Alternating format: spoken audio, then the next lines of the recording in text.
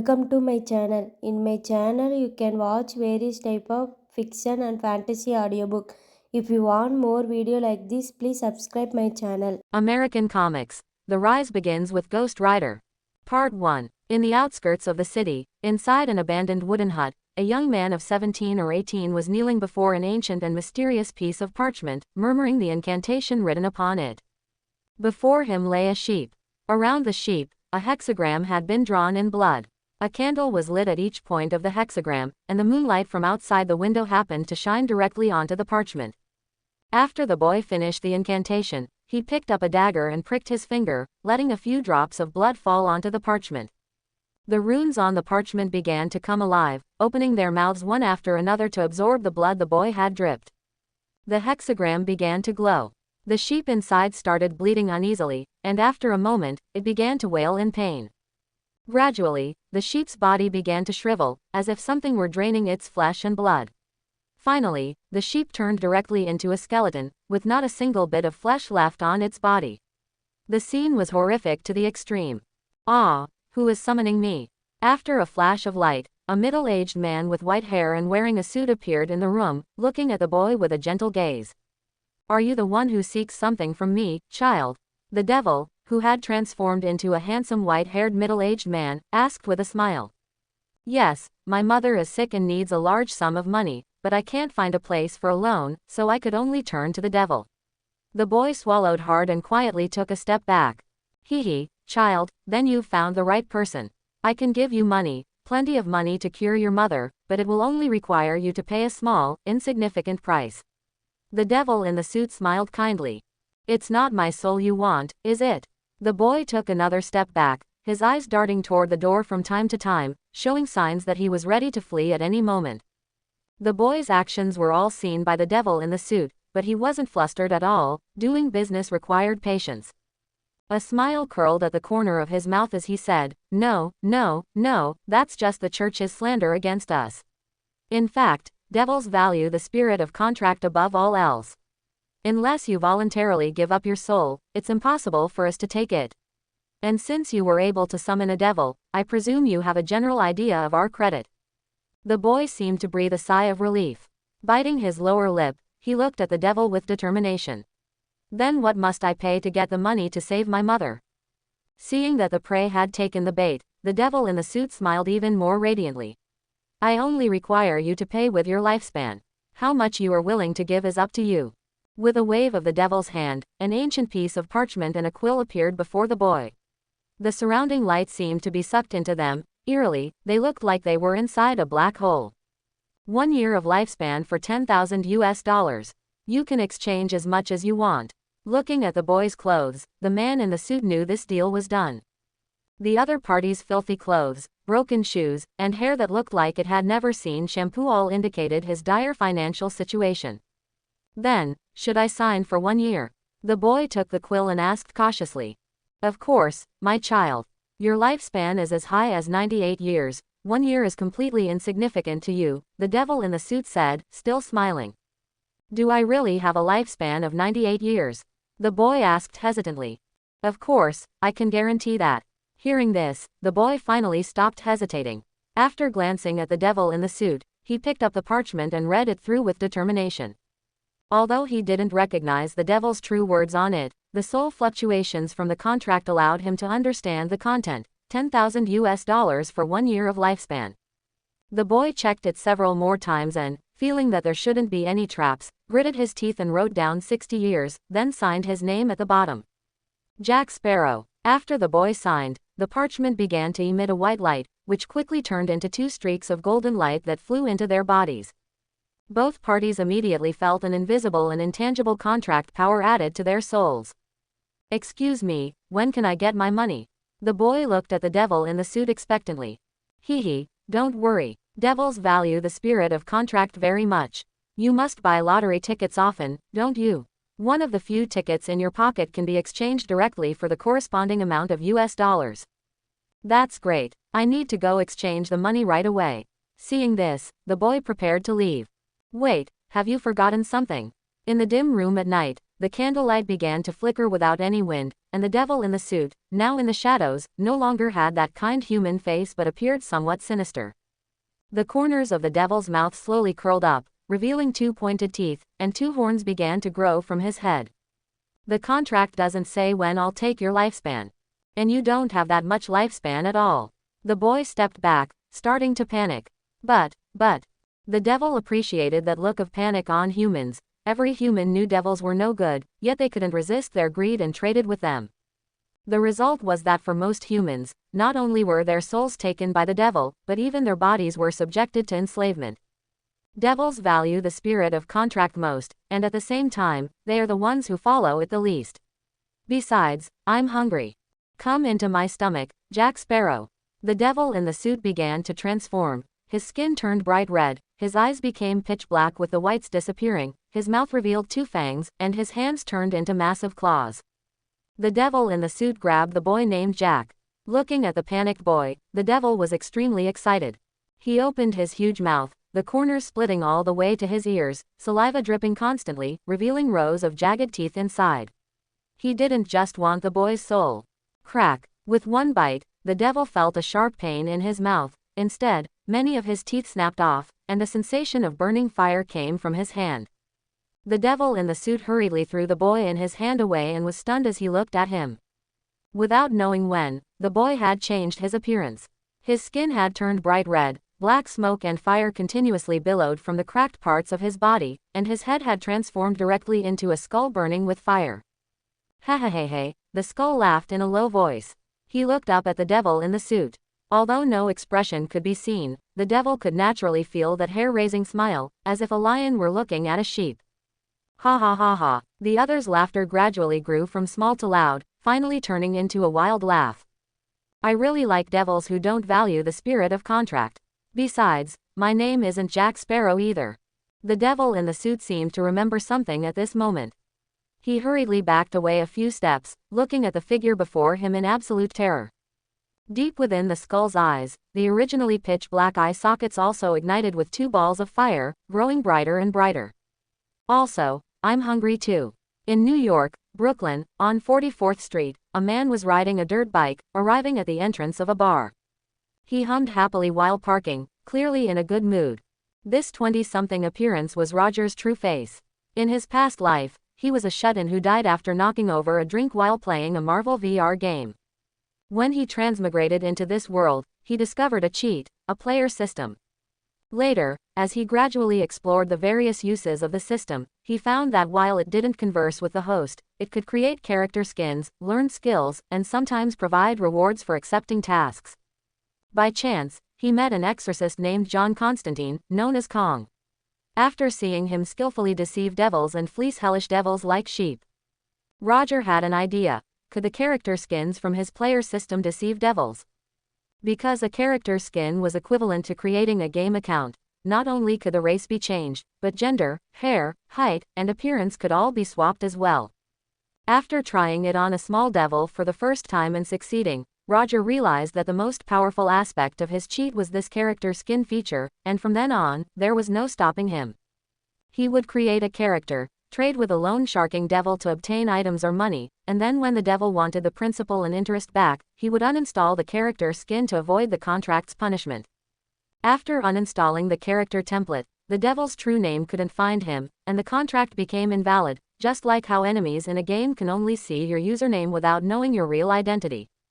Finally, in a rare opportunity, he scammed the Lord of Hell, Mephisto, and got his hands on the Wrath of God, also known as the Ghost Rider. Then, not only did he refuse to work for him, but he also beat up his boss. Because Mephisto was only an avatar on Earth. From then on, Roger bade farewell to his days of hiding. He openly fleeced the devils of hell, and not only did he fleece them, but he also killed the sheep to eat its meat every time. Eventually, the entire hell knew that there was a person named Za Luo who was even more terrifying than Kong. Not only did he like to borrow goods, but he also liked to beat up the devils he borrowed from. The one he fleeced last night was probably a new devil who didn't know the dangers of the human world and was careless enough to come out and act as a loan shark. As a result, not only was he fleeced by Roger, but he was also eaten. Devils from hell seem to need to follow some rules on Earth. Those at the level of Mephisto can only send an avatar, while weaker devils can come directly in their true forms.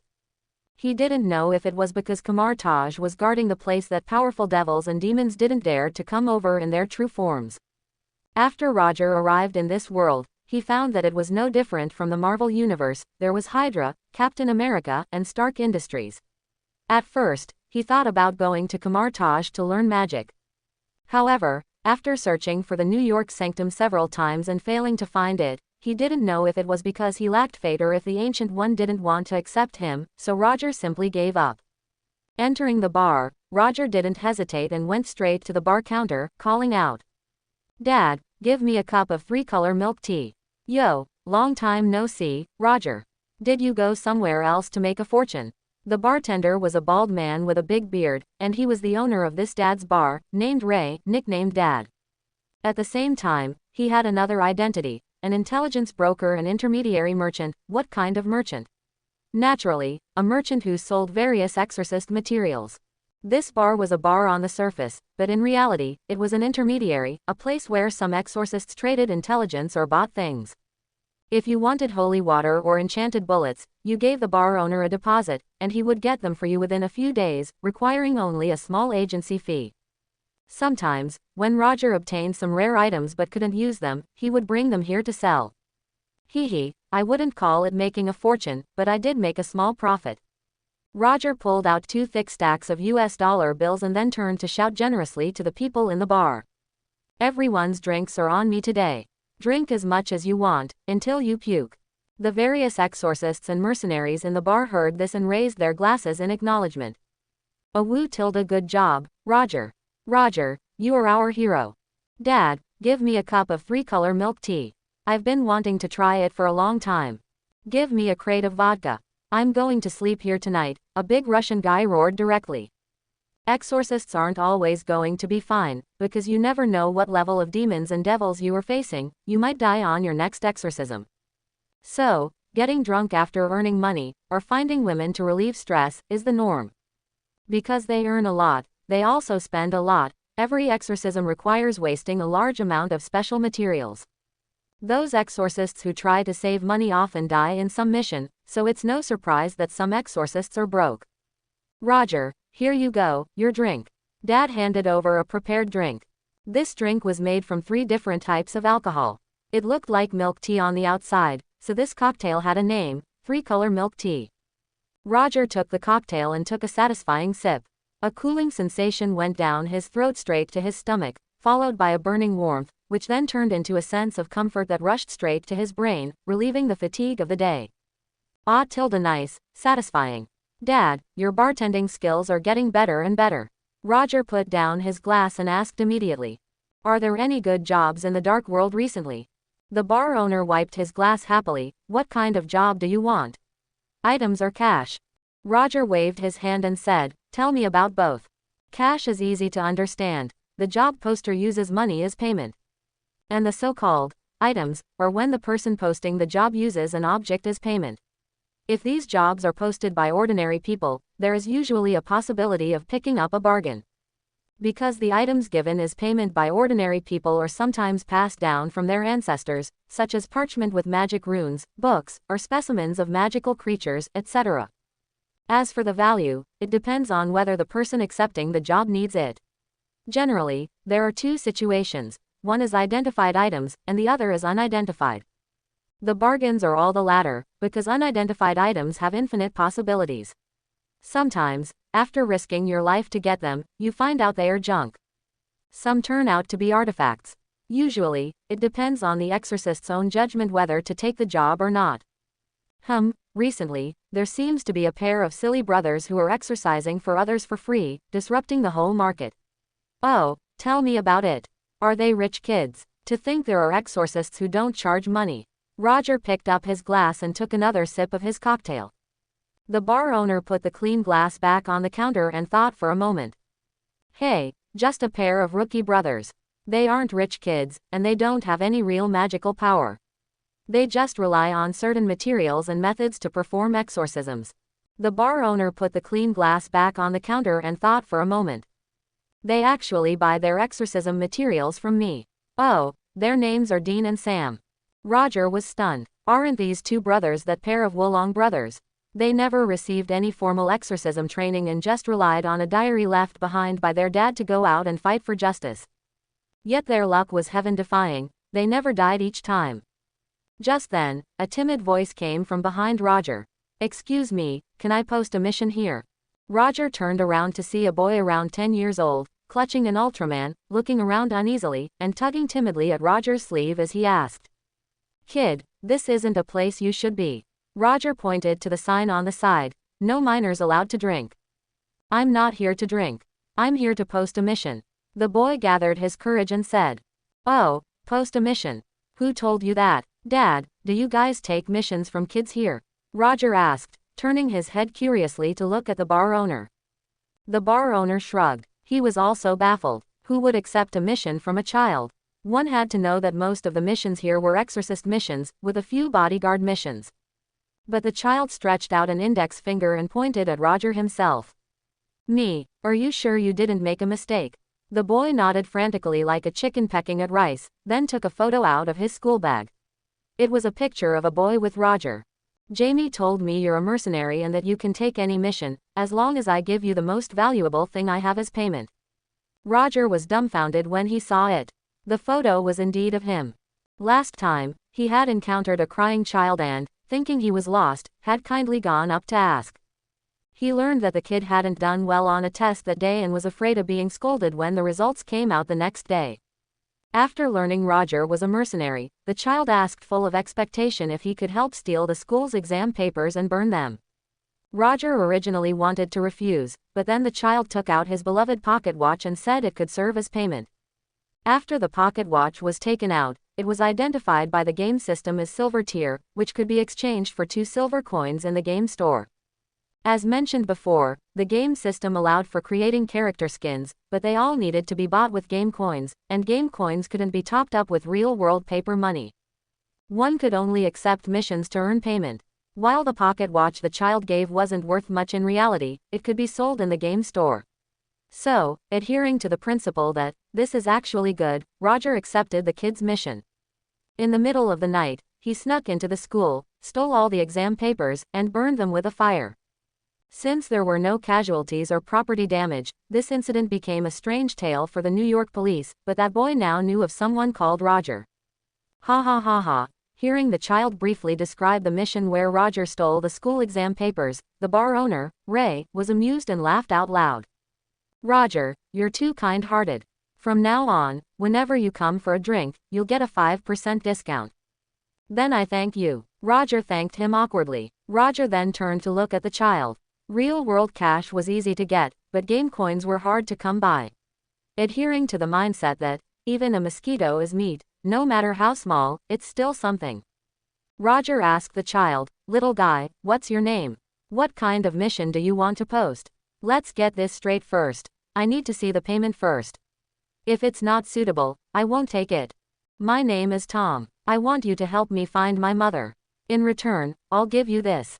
The little boy held out the Ultraman in his hand. "This is a limited edition Tiga, released 2 years ago. It can sell for a lot of money." Roger looked at the Tiga figure.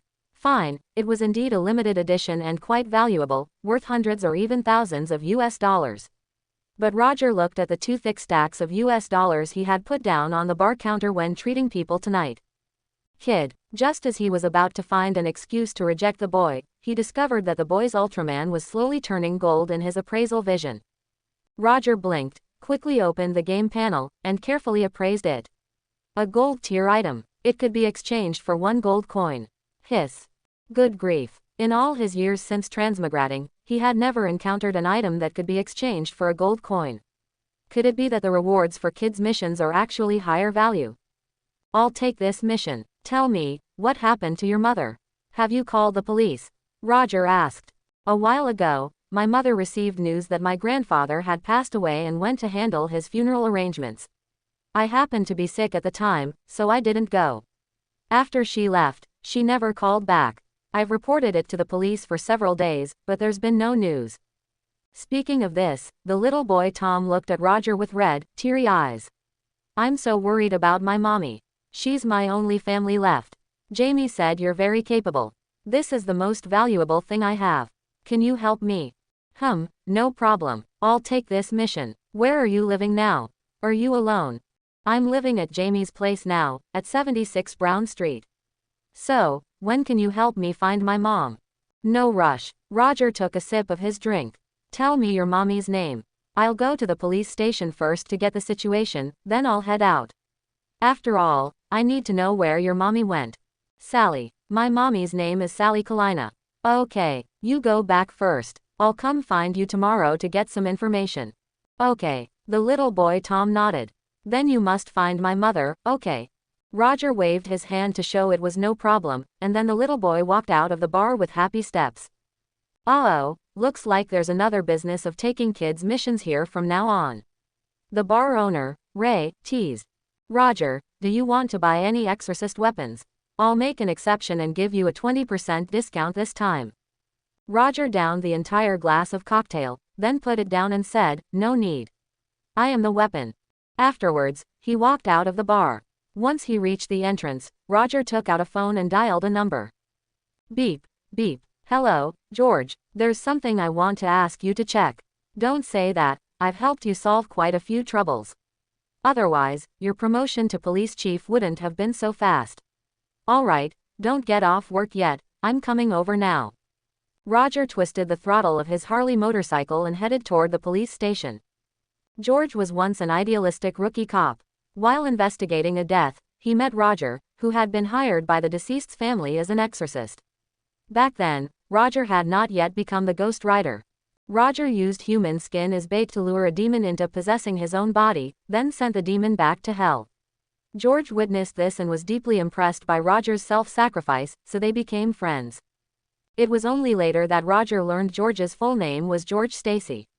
At first, he didn't make the connection, but after collaborating with Roger on several cases, George's rank shot up to captain of the New York precinct. That's when it finally clicked. George Stacy was likely Gwen's father, the same police commissioner from the Spider-Man stories. However, he hadn't yet risen to that top position. For now, he was still a fiercely idealistic young police captain. As the most bustling international metropolis, New York certainly had its share of problems. Especially the tens of thousands of homeless people, a breeding ground for the unemployed and criminals, which were a favorite haunt for demons. This led to countless devils and demons swarming in, exchanging trivial offerings for vast amounts of life and soul. Some homeless people, with nothing left to live for, would gladly trade their souls for one night with a young model at a club, even if it meant dying the next day. Fortunately, as the most prosperous city in America, it was also home to countless extraordinary individuals. Most importantly, it housed a branch of Kamar Taj. So, only minor devils engaged in petty mischief here. As for the bigger ones, well, Roger had never seen any, they were probably all smacked down by the Ancient One. In contrast, these demons ran rampant in remote areas. With few or no exorcists around, they acted without restraint, doing whatever they pleased. Beep beep. A mixed-race man wearing sunglasses pulled up on his motorcycle outside a police station in Queens and honked the horn. The guard at the entrance saw him and immediately picked up his walkie-talkie to notify George Stacy inside. If anyone else dared to honk outside a police station, an officer would likely approach, hand resting on their holstered gun. If it were a black person, well, let's just say they might be offered some popcorn. But Roger and George Stacy were acquaintances. The station also had consultants or informants. Once you got familiar, things became much smoother, except you still couldn't just walk into the station freely. Roger got off his bike, lit an imported cigarette, and offered one to the guard, who smiled and accepted it. "Does George need you for something again?" the guard asked. Whenever cases arose that couldn't be explained by science or police investigation, George Stacy would invite Roger to take a look, though it was a paid service. Roger charged for both hired tasks and exorcism jobs, sometimes even demanding extra fees. "Wrong, Will. This time, I'm the one looking for George, to help a child find his missing mother." A child's mother? Could it be that case? Is the missing mother named Sally Kalina? Guard Will asked. "That's right. You know about it," Roger said, surprised. Guard Will's smile faded, his expression turning serious. "If it's her, then you're definitely needed. Even if you hadn't come, George probably would have asked for your help." You always manage to assist with these strange cases. Hey, Raj, you're here. Will, what are you two talking about? A voice called out. It was George, emerging in his police uniform. We were just discussing that Sally case. At the mention of the name, George Stacy's expression turned serious as well.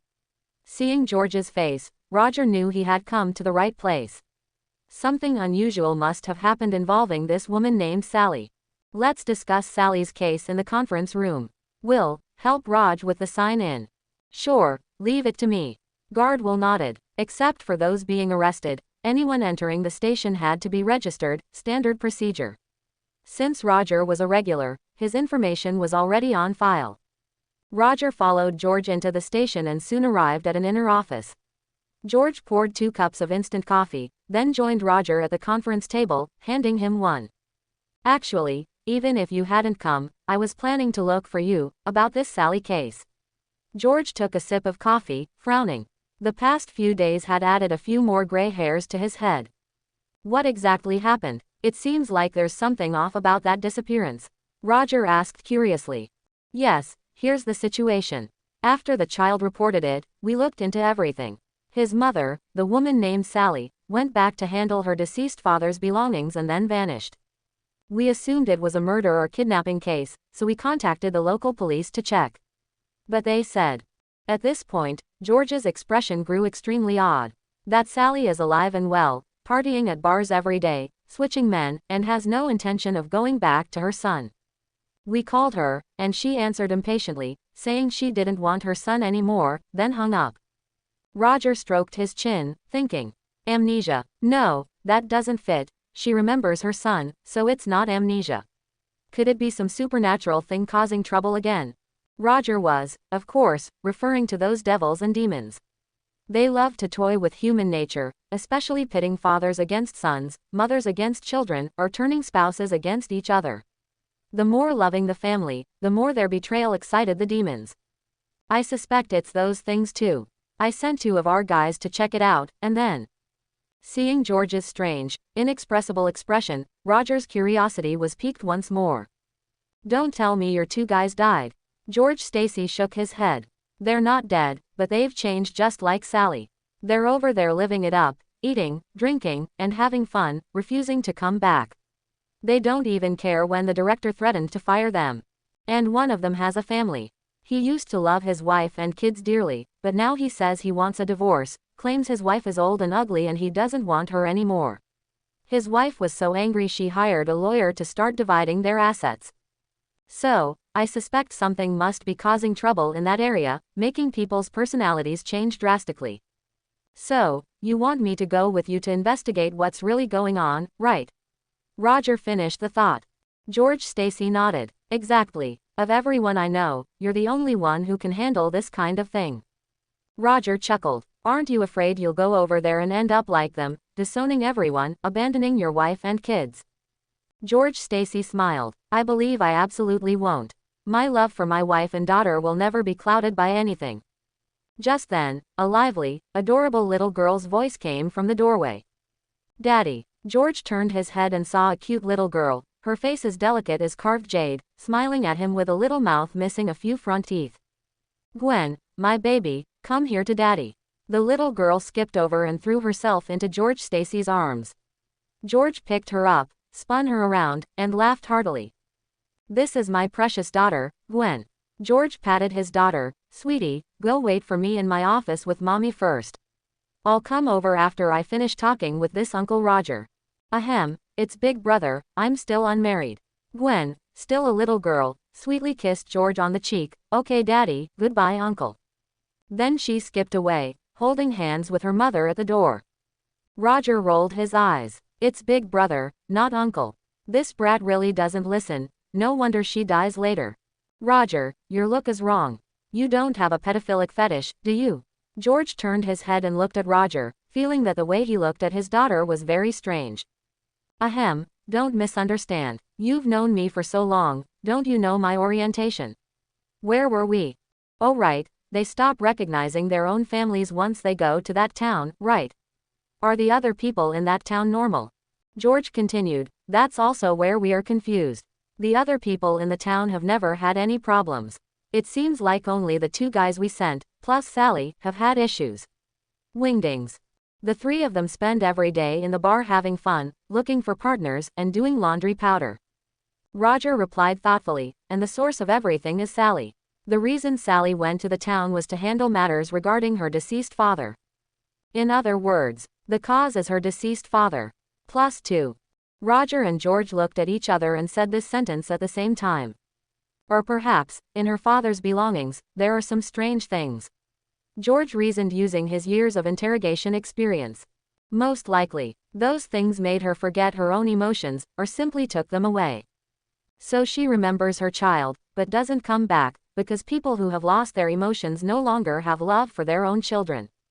Then George, after knowing the truth, do you still intend to carry out this mission yourself?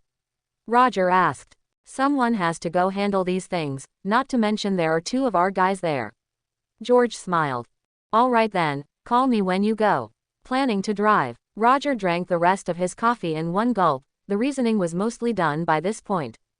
Yes, leaving tomorrow. 2 people taking turns driving. It will take about 7 or 8 hours to arrive, much faster than taking the train, you know. By the way, one more question, what is my payment this time? George, traveling in this country, the train really isn't as convenient as a car. Planes are another matter, but George, the police can't afford a plane, and Roger is a paycheck-to-paycheck guy, so don't even think about it. After saying goodbye to George, Roger rode his motorcycle home. His home was located in Queens, the famous Hell's Kitchen. The reason he bought it here, nothing else, the housing price is cheap. In such a chaotic and disorderly place, the housing prices are naturally not that high. People commit crimes here every day, and the homeless are countless. Roger carefully selected a place near the city center, slightly cleaner and safer. It wasn't that he was afraid of those thieves and bandits, but that it was a headache to have things stolen when he wasn't home, because many of his things couldn't see the light of day. This time, going on a long journey for exorcism, he had to prepare quite a few things. Solving things with force was his favorite thing. What he feared was when things couldn't be solved with force, that was the real headache. Roger was just someone who had watched thousands of episodes of The God of Death elementary school student, which didn't mean he was actually Sherlock Holmes. The wish to buy a house from his past life was realized in this life, although it was in a slum. To be accurate, it didn't count as buying, it was obtained for free. Roger found a devil and wished for a house.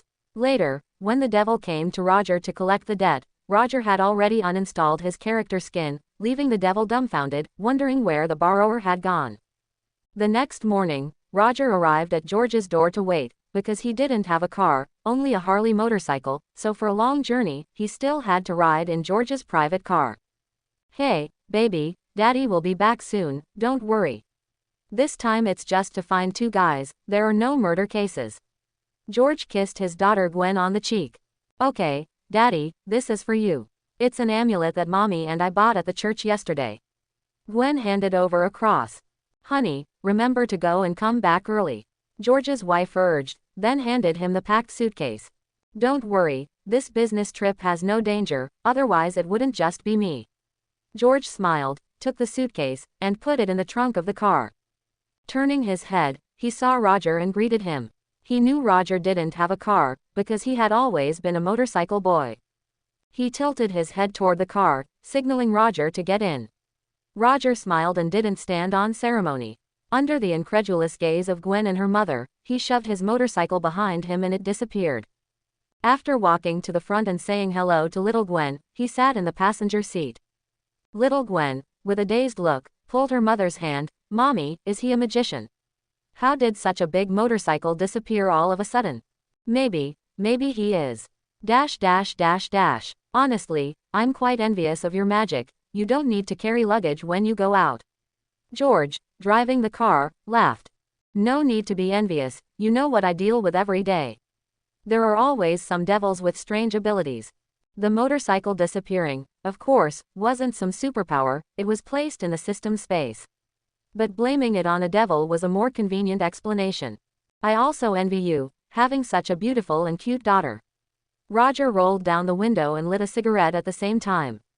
Then you should find a woman you love and get married. Anyway, with your handsomeness, you won't have trouble finding a woman.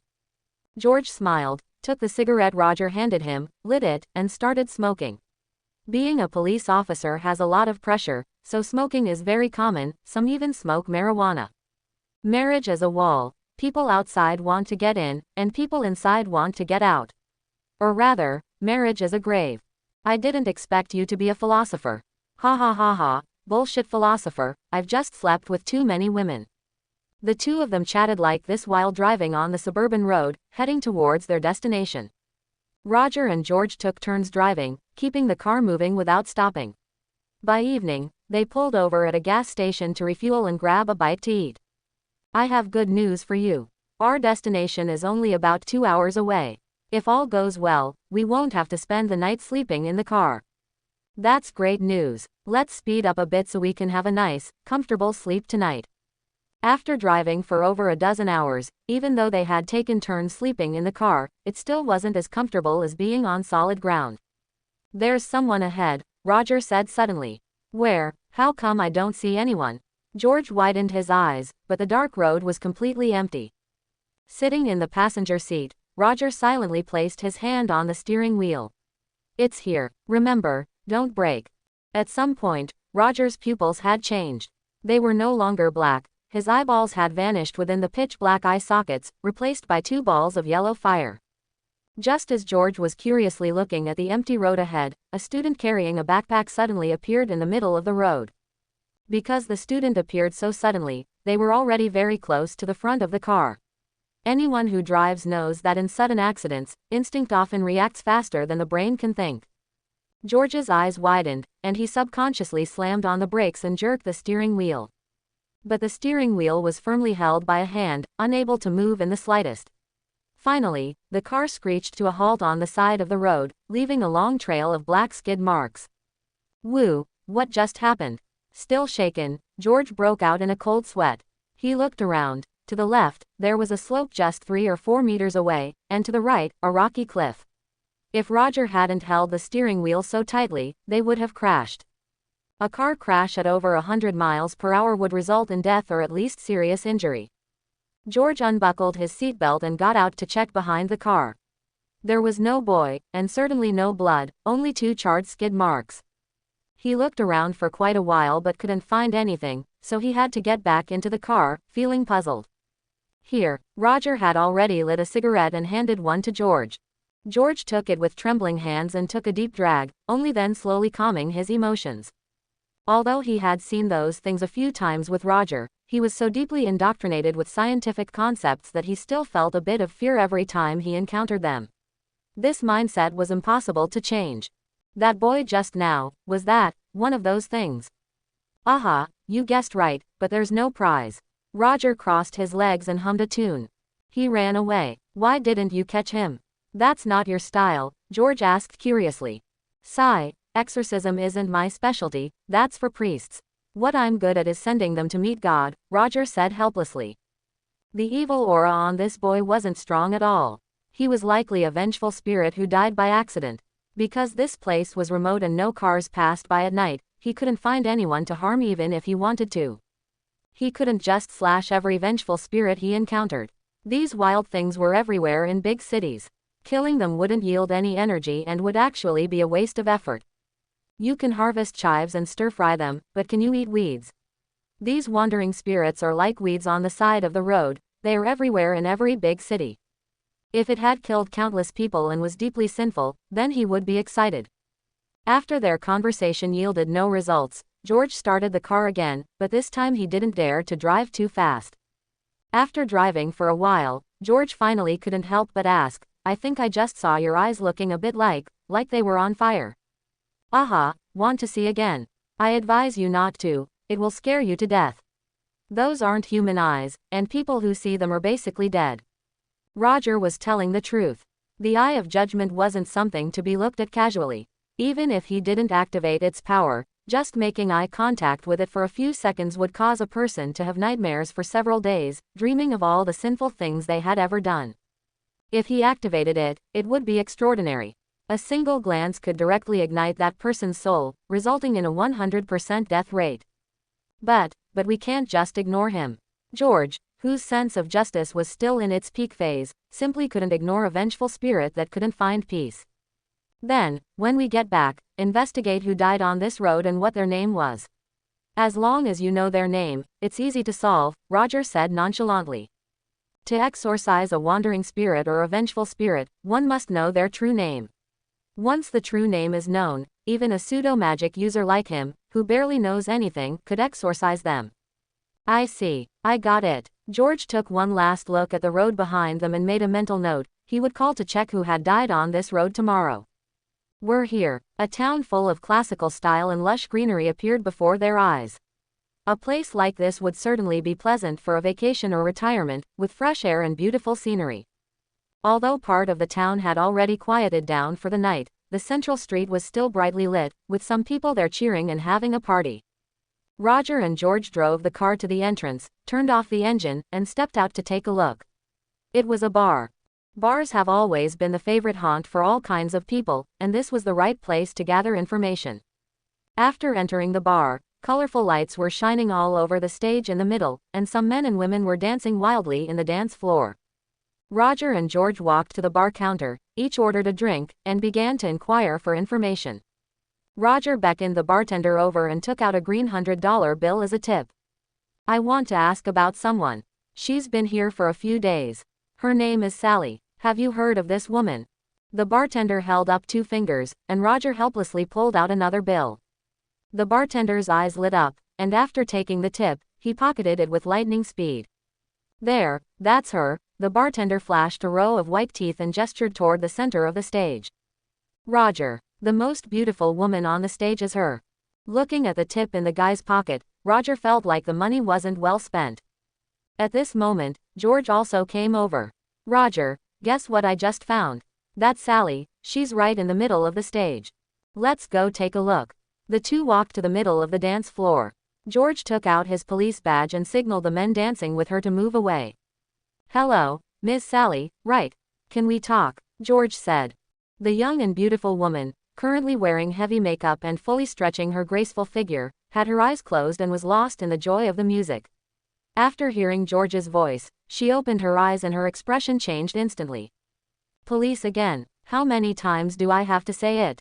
I'm not going back. Do whatever you want, but if you bother me again, I'll call my lawyer and sue you.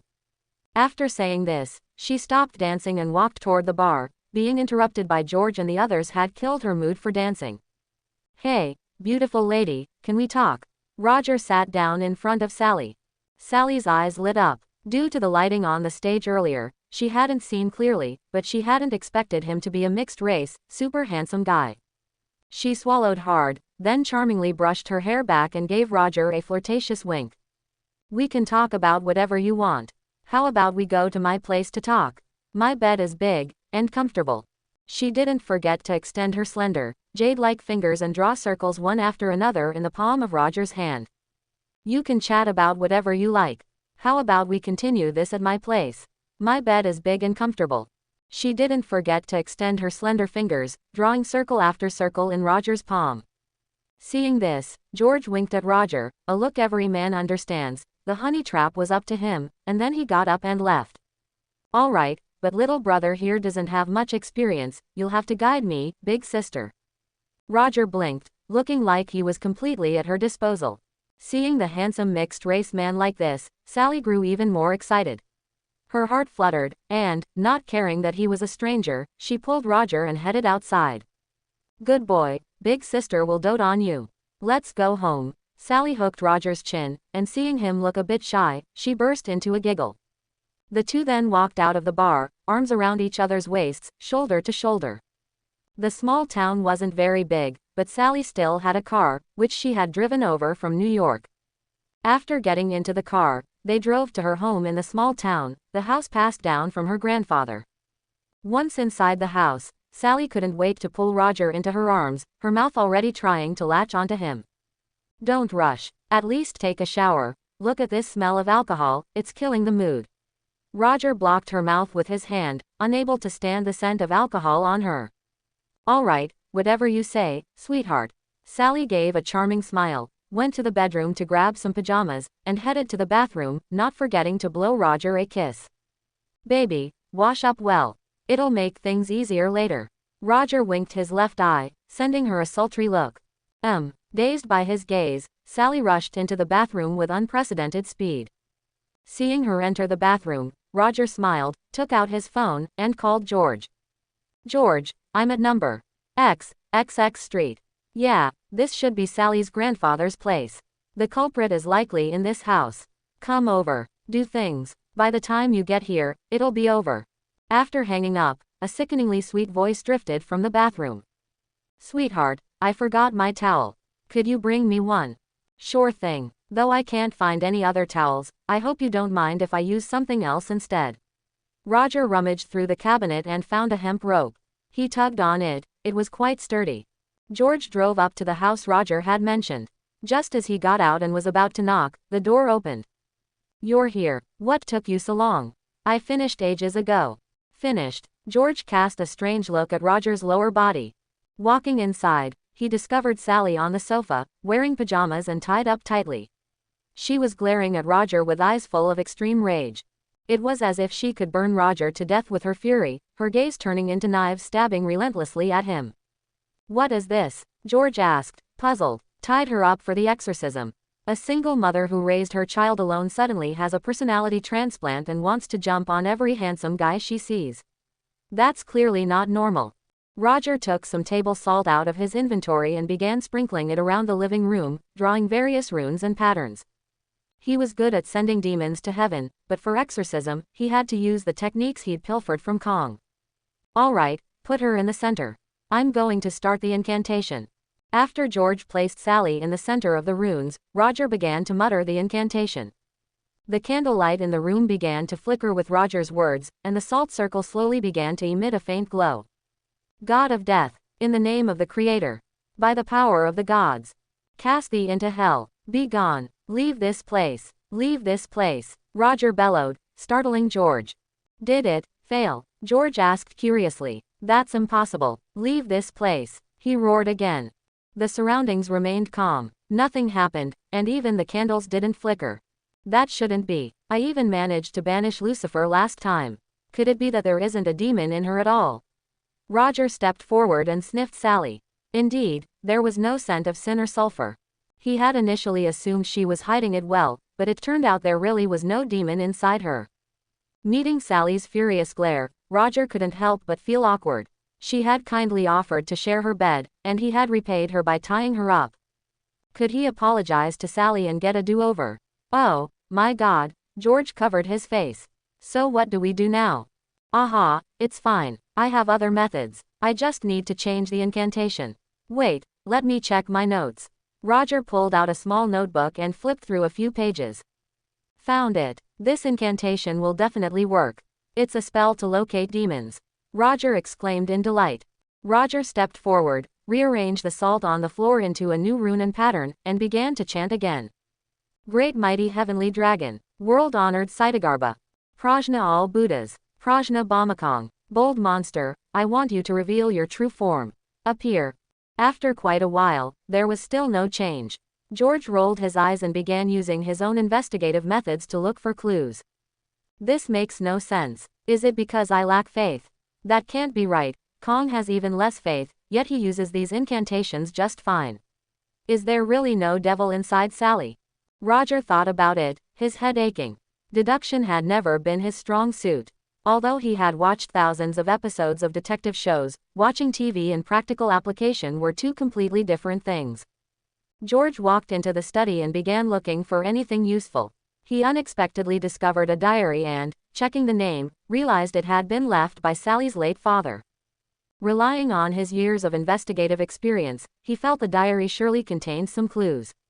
George opened it and began reading through the pages. Great mighty heavenly dragon, world-honored Saitagarba, Prajna all Buddhas, Prajna Bamakong, monster, reveal yourself. Roger was still casting spells on Sally, thinking that if one didn't work, he'd just switch to an Eastern one. Kong did the same thing, alternating between incantations from various countries. Kang's genius lay in his ability to mix magic from different faiths without needing any actual faith himself. Why couldn't he do it? Roger was extremely frustrated. Roger, I think I've found a clue. George ran out of the study with the diary, only to see this scene. Ah, don't get the wrong idea. I was just trying to see if Eastern incantations would work. Roger, I think I found a clue. Come take a look at this. George handed over a diary. Roger curiously took it and flipped through the pages. Today, Sally's mother went out messing around again. Even though I used to be desperate to divorce her, but now. Roger read up to this point and looked at George with a puzzled expression. Flip to the second to last entry in the diary, George said helplessly. I held back. I finally controlled myself. That magic mirror is even more terrifying than drugs, it makes people addicted. Because it can grant any wish. Ever since Sally's mother seemed to change into a different person, I never entered the magic mirror again. I feel like the magic mirror devoured Sally's mother's emotions. She lost all love for the child and for me. February 15th, Sally's mother and I officially divorced, and she went to the big city to find her own happiness.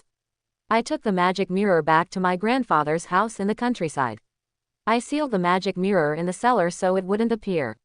To control my own desires, I poured several truckloads of cement into the cellar. Sally, my daughter, after I die, remember to destroy that mirror.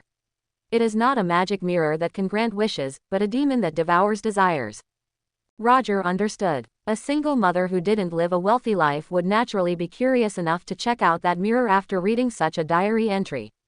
According to the records in the diary, the magic mirror can grant any wish, but it can only be realized within the world of the mirror and cannot manifest in the real world. George said in a low voice, "That's right, but after staying inside for too long, something is devoured by the magic mirror, causing a person's personality to change drastically." Roger rubbed his chin and asked curiously, "Have you thought about one question? Why does Sally still go out to party?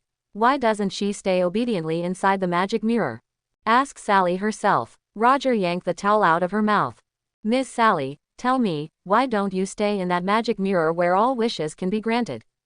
Sally just sneered, not saying a word, staring fixedly at Roger. "Aha, the moon is really nice tonight. If nothing else, I'll take a loss and pay you for emotional damages, how about that?" Roger laughed it off. "Or, if you're willing, as long as you tell us where the magic mirror is, how about letting George keep you company for a night? He's in great shape, and his kidney function is top-notch." Roger gave a thumbs up. George, standing on the side, couldn't watch anymore. "Roger, don't drag me into this. I wouldn't betray my wife and daughter. Haha, just a joke. I saw how tense the atmosphere was, so I thought I'd crack a joke to liven things up. Alright, I basically know the situation now. The task now is to find the magic mirror she hid." Roger took out some table salt, drew a symbol on the ground, then pulled out a small stove, and began to mutter to himself.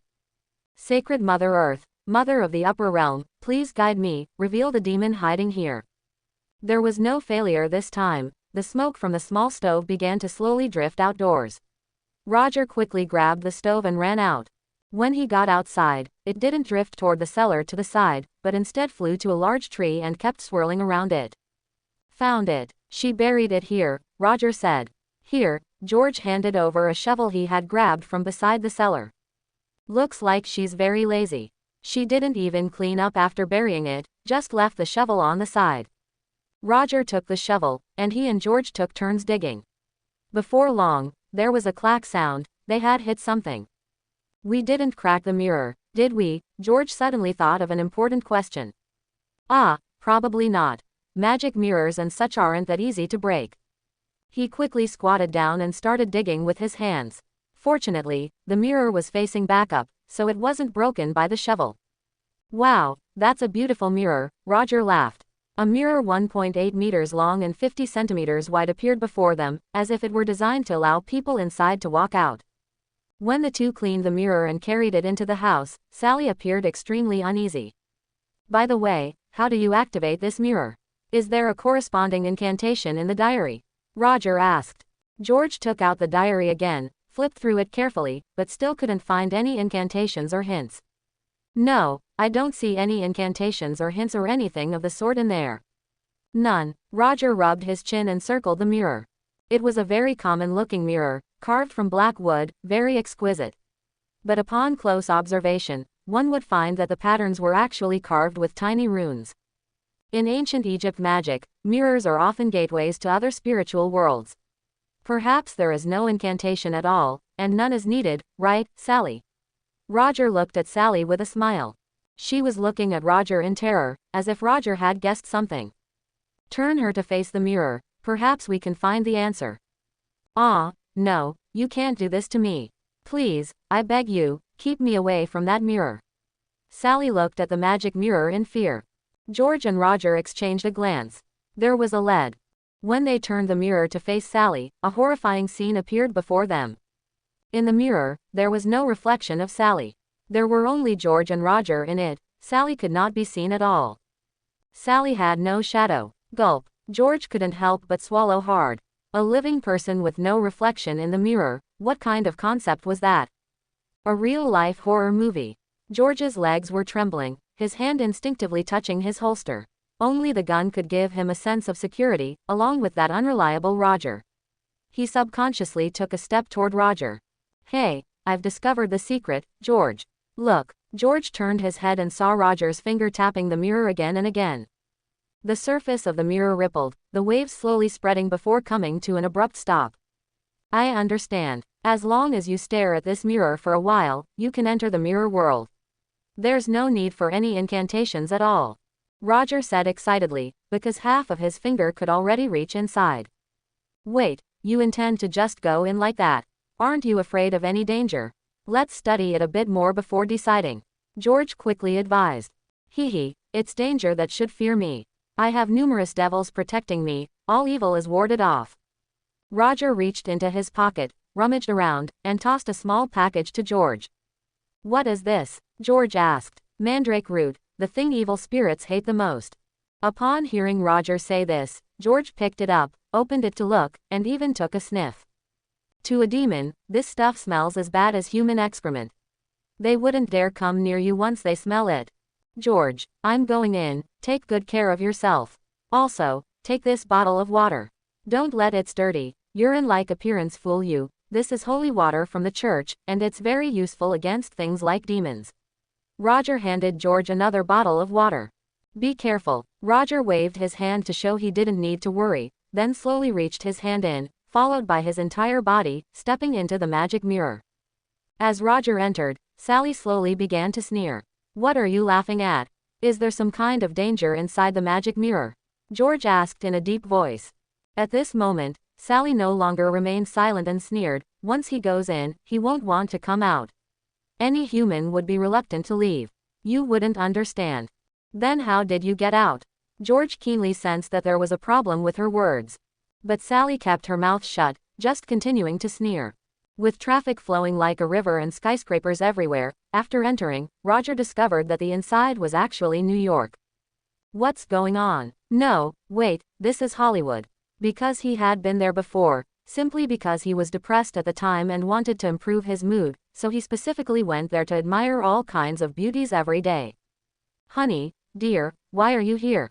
A pair of soft hands immediately pulled Roger's arm into an embrace. Roger is mine. Get lost, you fool. Another beauty directly snatched Roger away, pressing his head against her conscience. Ah, you guys, don't move, Roger is mine. Another beauty ran over. Roger looked around, dumbfounded. All the famous Hollywood beauties were here, fighting over him. Was this a dream, or was he in heaven? Slap. Roger slapped himself hard across the face. It really hurts, it's not a dream. Dear, why did you hit yourself?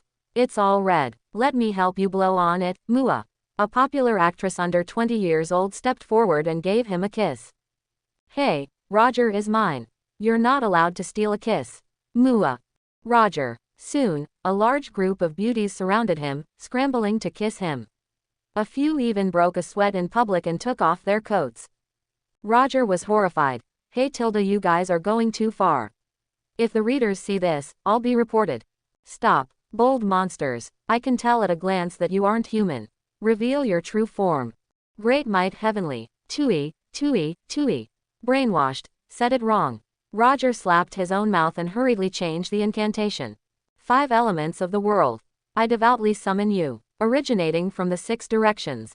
Converging here. Reveal the truth. Reveal your true form. Reveal your true form. Roger roared, his eyes emitting a burst of red light. As Roger finished the incantation, an invisible wind blew past.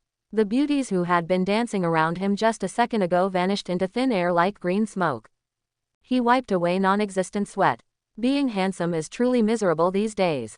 Being harassed outside is one thing, but even here in the illusion, he has to deal with the harassment of numerous beauties.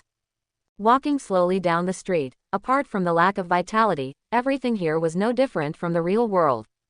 There were insects, birds, and people coming and going. Roger bent down to the water tap and took a sip of water. It was actually real. The only difference was that the people and animals here lacked a certain vitality, the breath of the living, or rather, they had no souls. Roger stood on the street, looking at the crowd around him. The eyeballs within his eyes had long since disappeared, replaced by two small flames. Eye of Judgment. This is the ultimate trump card of the Ghost Rider, and it can also see through any delusions or illusions. Within the gaze of the Eye of Judgment, the people on the street had no souls, not a single one. Thinking back, this scene before him felt familiar. That time while wandering around Hollywood, he saw a playboy on the news being surrounded and teased by a bunch of beauties. He had thought, how nice it would be if so many beauties could surround him. So, what the diary said is true. It realizes a person's dreams. Roger rubbed his chin. He extended his hand to the side, focused his mind, and silently chanted, "Bring me a plane." A puff of green smoke blew past, and a plane was quickly constructed out of thin air. What the? Roger widened his eyes, trying hard to use the Eye of Judgment to see the falsehood within, but no matter how he looked at it, the plane was real. He sat on the plane and flew it into the sky. Come on, give me a rain of candy. Immediately, a dense downpour began from the sky, but what fell wasn't water, but candies. The people on the ground looked up at the sky in disbelief. Change it, let's have US banknotes fall. The sky changed again to green banknotes, which kept falling. Seeing this, the people on the ground happily rushed forward to pick up the banknotes. Sigh, finally fulfilled one dream. However, it's time to get down to business. I don't have any special talents, so I'll just perform for the readers, handcrafting a nuclear warhead. Roger licked his lips, clasped his hands together, and rubbed them. Before long, a massive nuclear warhead appeared. He threw it on the ground and set the detonation time. Then, he flew the plane directly outward, wanting to see how big this fictional world was. Soon he felt something was wrong, because as he flew, the entire city moved with him. It was a city of about 10 kilometers. As he moved forward, the places behind him would instantly vanish into ash, then reassemble in front of him, all of which were scenes he had seen before. Understood. What about places he hadn't seen before? Roger slowly flew in another direction, toward the seaside, a location he had never been to. When he arrived, he only saw a colorful barrier, or rather, a wall. Now he completely understood. This dreamlike world was created based on his own memories. He slowly closed his eyes, then opened them forcefully. The fire of God covered the entire plain. The Ghost Rider, also known as the Wrath of God, is legendarily the monitor sent down by God after the Great Flood to watch over the human realm. This monitor would avenge all those who had been harmed. It could be said it was for punishing evil. But later, for some reason, it was tricked by Mephisto and became his #1 henchman. The moment it was possessed by fire, the plane transformed into a magical-looking armed helicopter. Come on, baby. Roger licked his lower lip, pressed the button, and an enchanted Stinger missile flew over and blew through the barrier. Then he flew through the hole and arrived in another place. And behind him, the nuclear warhead he had set also began a massive explosion. And what he didn't know was that after he left, the original world began to condense into a shadow, and that shadow was Roger himself. PFF'd. Arriving in another space within the mirror dimension, Roger nearly spat out his drink. They really know how to play, no wonder. A massive pyramid stood in the middle of New York, and atop it sat a woman of extreme beauty, dressed in noble and magnificent attire. Surrounding her, countless men knelt and prayed. Each of these men looked remarkably familiar. At her feet were countless citizens, while various robot guards acted as soldiers, patrolling the perimeter. Holy crap, isn't that Tom? Whoa, that's Arnold. Are they role-playing Cleopatra? Roger clicked his tongue and counted carefully. Not only were there a bunch of tough guy guards, but there were also many strange things. Terminator robots, Rambo from First Blood, Superman, and Batman were all there. It seems Sally is not only a fan of celebrities but also a film enthusiast. Roger jumped down from the helicopter and landed in front of her. Upon seeing Roger, a group of people hurriedly shouted to protect their queen. The Terminator immediately stepped in front of their queen, while others rushed forward to surround Roger. "Sally, are you Sally?" Roger asked. How bold, to dare address Her Majesty the Queen by name. The crowd of muscular men burned with rage, wishing they could immediately turn Roger into ashes. Roger felt his scalp tingle under their gazes. Control of this world was clearly in Sally's hands, and since he didn't know how much combat power these creations of hers possessed, it was best not to mess around unnecessarily. Otherwise, that tough guy wearing red underwear on the outside alone would be enough to give him a hard time. "Stop, who are you, and how do you know my name?" Sally, looking like a proud Cleopatra, raised a hand to stop the attack of the surrounding muscular men. "Sally, do you still remember your son? That boy Tom who likes Ultraman?" Sally fell into a daze, as if trying to recall something. Seeing this, Roger immediately pulled out a limited edition Ultraman. This was the reward given by that brat Tom the other day. As long as the mission was completed, it could be exchanged for game coins, so Roger had taken it from him in advance.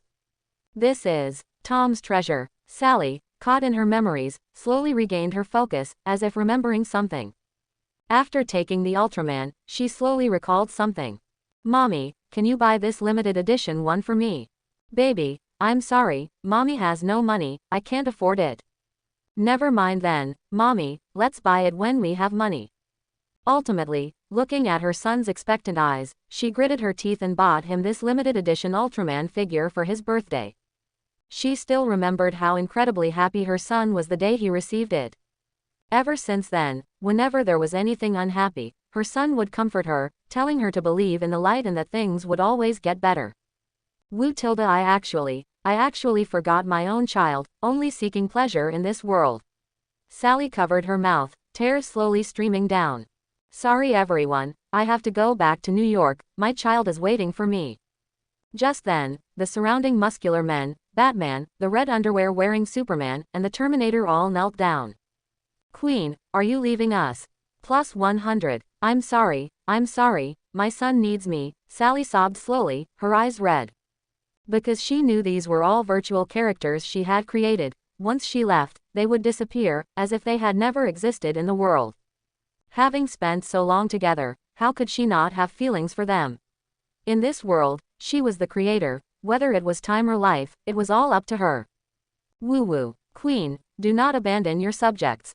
Your Majesty the Queen, if you leave, this world will be destroyed." I'm sorry, but my son really needs me." Sally, with red eyes, spoke slowly and with increasing firmness, looking up at Roger. "Let's go back, Tom must be very worried." "All right, I'll take you away now." Roger breathed a sigh of relief. In this bizarre mirror dimension, it was best if no unexpected events occurred, heaven knows what might happen. "I'm sorry, I cannot let you take Her Majesty the Queen." In an instant, the man wearing red underwear on the outside blocked Roger's path, his face cold, his icy eyes staring mercilessly at Roger. You dare disobey my orders. Don't forget that I created you." Sally was both angry and annoyed. She couldn't understand how a virtual character dared to defy her orders.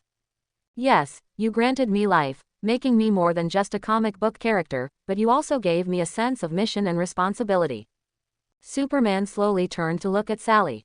"To you, we might have been born from a mere thought, but to us, this world is a true existence. Protecting the world is ingrained in Superman's very bones, it is a mission more important than his own life. You may kill me afterward, and I will have no complaints, but I will absolutely not let you leave and cause this world to be destroyed." Seeing this, Roger gasped. The complication he least wanted to encounter had arrived. These virtual characters actually knew about you, me, and him, and understood what kind of existence they were. Are you surprised? Shortly after we were born, we more or less understood why our intelligence and power were so great, yet we could not leave this realm. A black figure with pointed ears walked up. It was Batman. Roger watched him quietly and asked, "Did you cause Sally to lose her memories of her son?" Batman narrowed his eyes and said, "That's right, because every time she leaves this world, it leads to its destruction." During one of the world's reboots, I discovered information left by my previous self, and after deciphering it, I reached a terrifying conclusion. Our creator is our queen. She is a deity residing in another world. Once she leaves or dies, the energy source of this world will disappear, and the entire world will vanish, returning to darkness.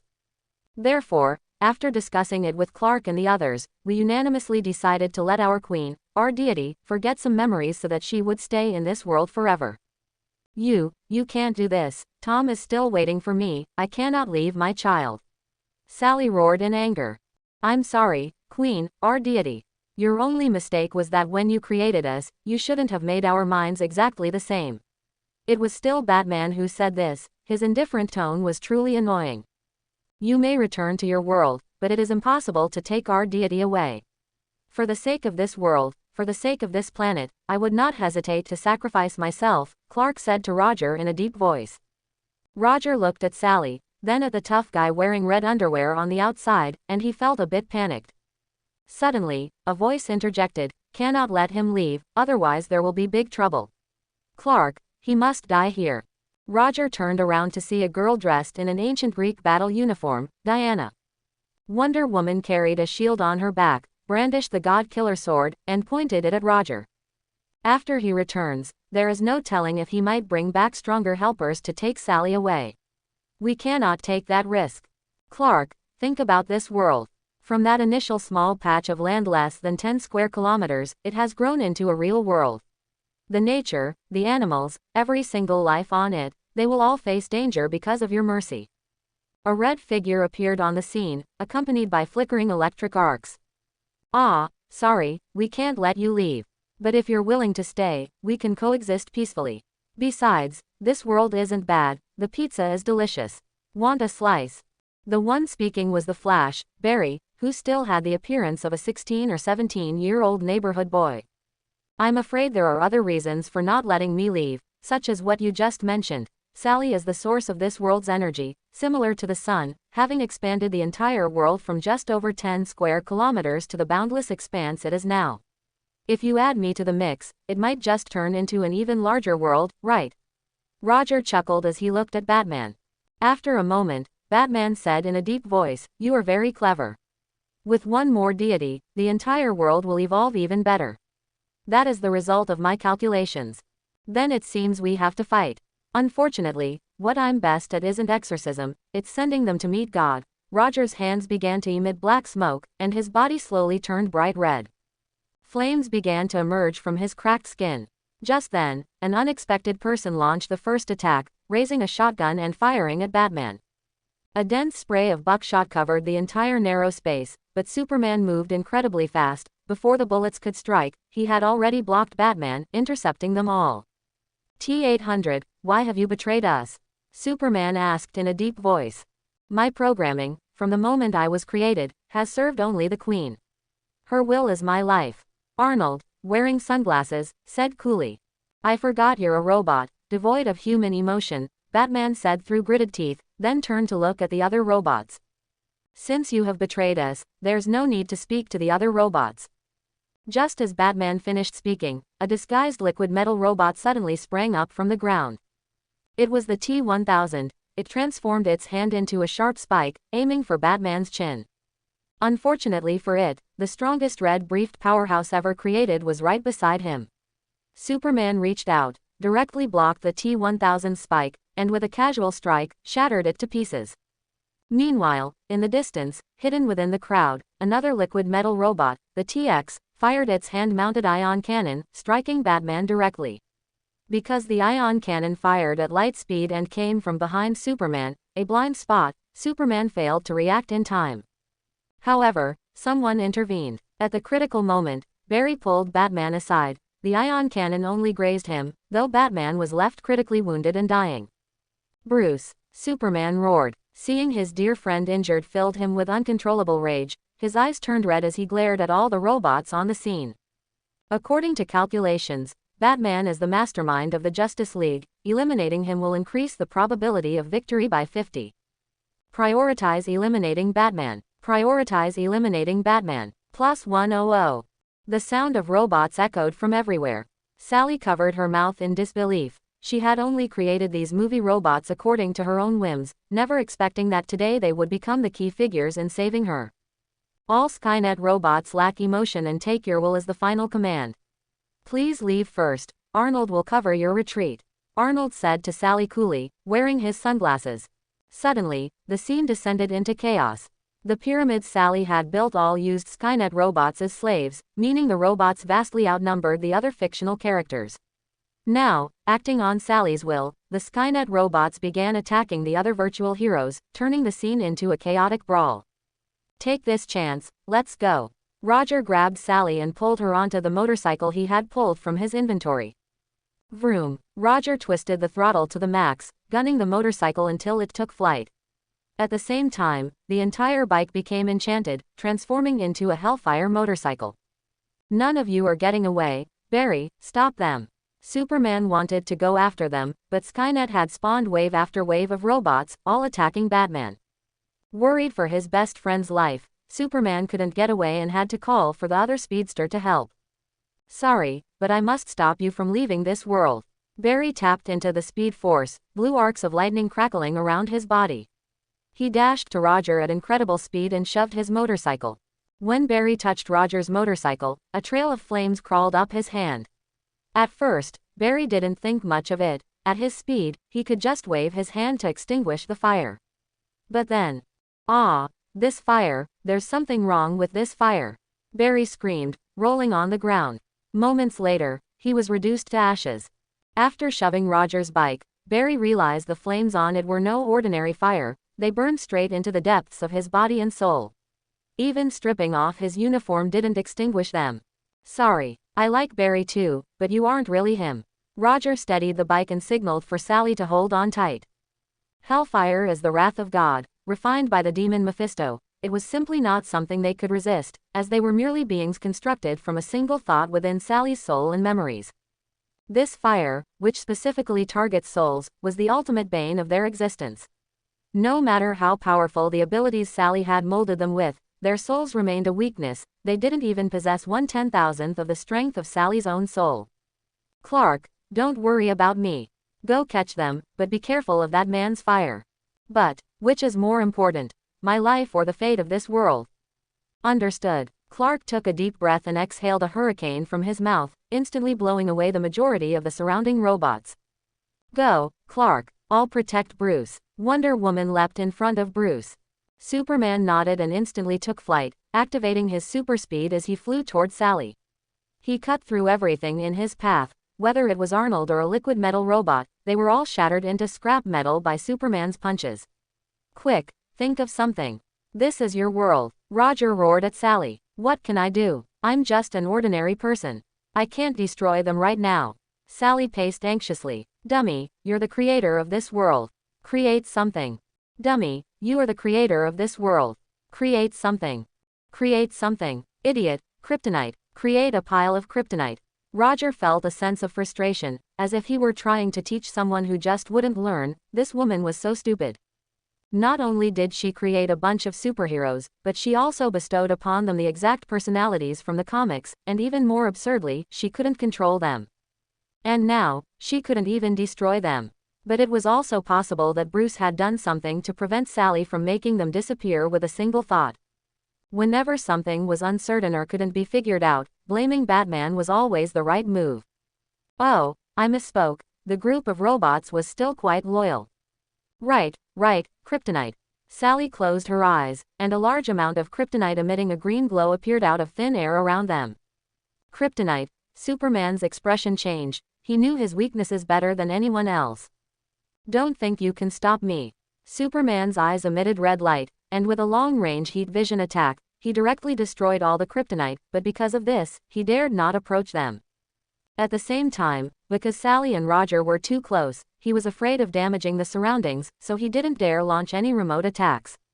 After all, if Sally died, the world might also be destroyed. Oh woo! Suddenly, after a series of tremors and shaking mountains, a massive figure blocked the exit. Now, no matter how good Roger's driving skills were, he couldn't get around it.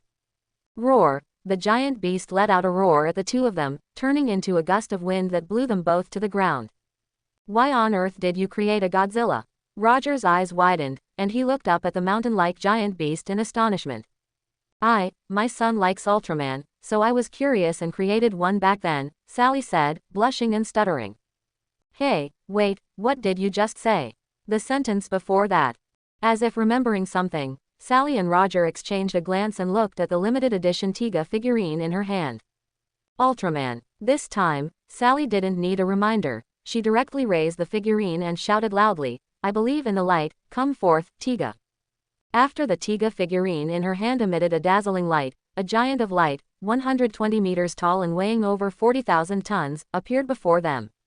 Slowly, the light faded.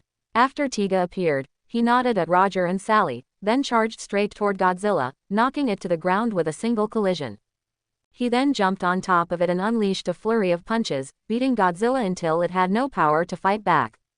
Seeing that no one could stop Sally and Roger from escaping the cave entrance, a look of despair appeared in Superman's eyes. Finally, he gritted his teeth, his eyes showing a firm decision. Just as Sally stepped one foot into the space-time gate that Roger had arrived through, a light of extreme brilliance appeared. The light was comparable to the sun, making it impossible to look directly at it. A Superman of light, wearing a cape behind him with an S on his chest, appeared at the scene. Wait, Sally, can you listen to me for a few words? Just a few, I beg you. The Superman of light slowly flew in front of Sally and Roger. At this moment, he was no longer restrained by kryptonite. Because he had already burned his own life, using the power of life to resist the influence of kryptonite. Sally, with one foot on the space-time gate, could leave with just one more step. She looked at Roger hesitantly, and Roger nodded.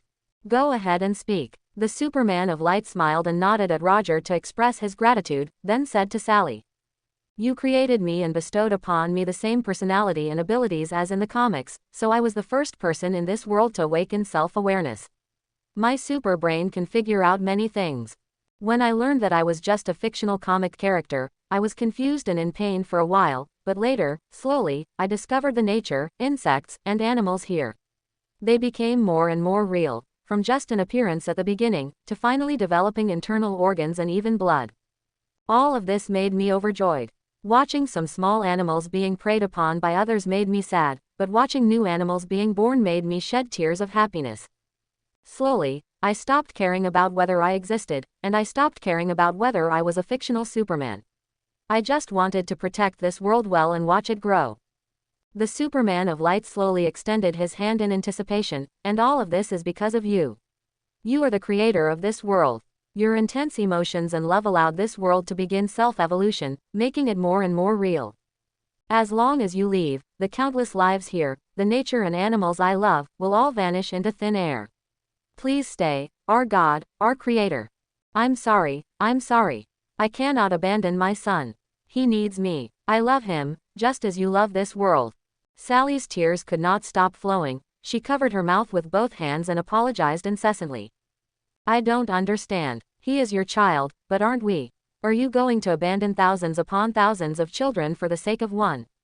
The Superman of light looked at Sally with eyes full of despair. Roger reached out to catch the tears Sally had shed and handed them to the Superman of light. This is a mother's tear. The Superman of light extended his hands and slowly received that tear. Slowly, colorful light, like a rainbow, emanated from Superman's hands.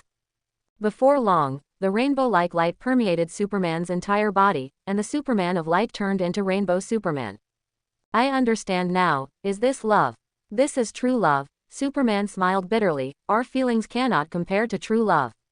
Superman's light began to fade, and his body started to crack. It was clear that his burning life was counting down. You all go now, Sally. Remember to tell your child Tom that Superman is also a giant of light, no worse than Tiga, hee. I'm sorry, I'm truly sorry. Sally covered her mouth with red, teary eyes, crying incessantly, and then resolutely stepped out with her other foot. In the distance, Godzilla was still being blocked by Tiga. The two mountain-sized giants were battling, and a single strike from either could shatter a skyscraper. And Wonder Woman was valiantly hacking away at the Skynet robots, 1 slash per kill, while Bruce lay on the ground, his life or death unknown. As Sally took her final step, clouds of dust, or perhaps smoke, began to spread from the furthest distance, and all the skyscrapers began to vanish into thin air. A hurricane swept past, and wherever it went, buildings, plants, animals, the sky, the earth, and even the sun all returned to nothingness, presenting only a vast, white space, as if nothing had ever existed. Until finally, the Superman of light, standing at the entrance of the space-time gate, also began to turn into smoke from head to toe. Sally couldn't bear to watch any longer. She closed her tear-filled eyes and leaned into Roger's arms. Sigh, let's go back. Roger patted Sally's shoulder, but she just kept her eyes closed, weeping silently. Unknown to the two of them, after they left, in the vast white space, there was a small speck of black ash, the remains of the Flash, Barry, which still retained a few sparks of Roger's Hellfire. And at the spot where Superman died, there was still a small, colorful thing, the tear that the Superman of light had just held in his hand, Sally's tear. What kind of world is inside? Why hasn't Luo come out after so long? George's eyes were red as he continuously chain-smoked cigarettes. Google search reading. Several hours had passed since Roger entered the mirror, and he couldn't help but worry. Sally, who knew the truth, remained silent. You can go in and see. It's a paradise in there. I guarantee you won't forget it once you enter, Sally sneered. Then why did you come out? Every time this question was asked, Sally would clam up, leaving George itching with curiosity. This guessing game was too agonizing. Why would you abandon your child? As a single mother, you raised him alone for so many years, your bond must be very deep, if I'm not mistaken, George began to probe. But ever since you found the mirror left by your father in the diary, everything changed, as if you completely lost your feelings for your son. The diary states that the mirror is a divine mirror that can grant all wishes, but also a demon that devours desires. Let me make a guess. That is, you gained something in the mirror and exchanged it for something else, and that something might be your familial affection, right?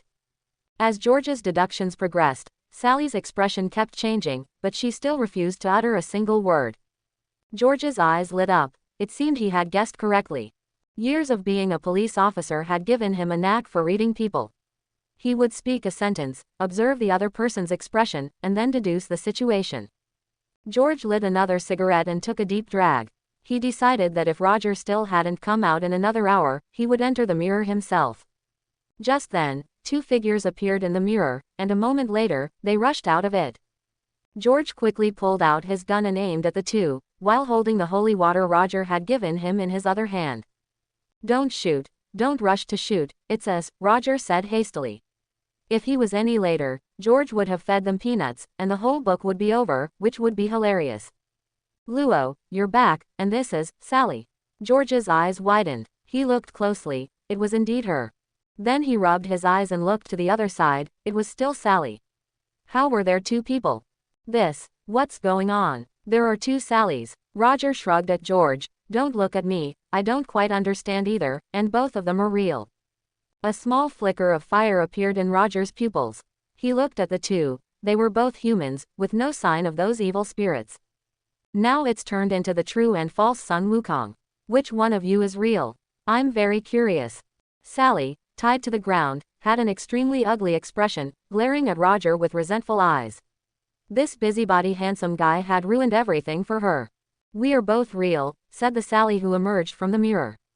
The story begins when I got my father's diary. After learning about this magic mirror, I initially thought of honoring my father's last wish to destroy it, but my growing curiosity ultimately made me unable to resist trying it. As a result, I entered the magic mirror for the first time and found that it could indeed grant any wish. I conjured a large pile of gold, only hoping that my child and I would no longer have such a hard life in the future. However, I found that anything brought out of the mirror would turn to dust and vanish into nothingness. But I was unwilling to guard a treasure and not be able to obtain it, so I desperately thought of various methods. At this point, Sally looked sadly at the Sally on the ground. Later, I discovered that in the magic mirror, I was God. Everything inside was real, including food, with just a thought. So, I had an idea. Could I create a real Earth and bring my son to live there? So, Sally became increasingly curious about what she could achieve in the magic mirror. Superman, Batman, Godzilla, everything that only existed in their films was created by her, one by one. The longer she stayed, the less she wanted to leave, developing an illusion that the real world was the illusion and the inside was the reality. Later, Roger learned that after Batman awakened, he tricked Sally, the creator, making her forget her child and remain addicted to the magic mirror. Then who is she? Who is she? Roger pointed at the other Sally on the ground. She is my other personality, just like my mother, Sally explained sadly. My father and mother, after discovering this magic mirror left by my great-grandfather, also began to study its abilities. Finally, my mother's temperament changed drastically, and that's why she divorced my father. Staying in the magic mirror for a long time will create another personality, which is one's negative composite.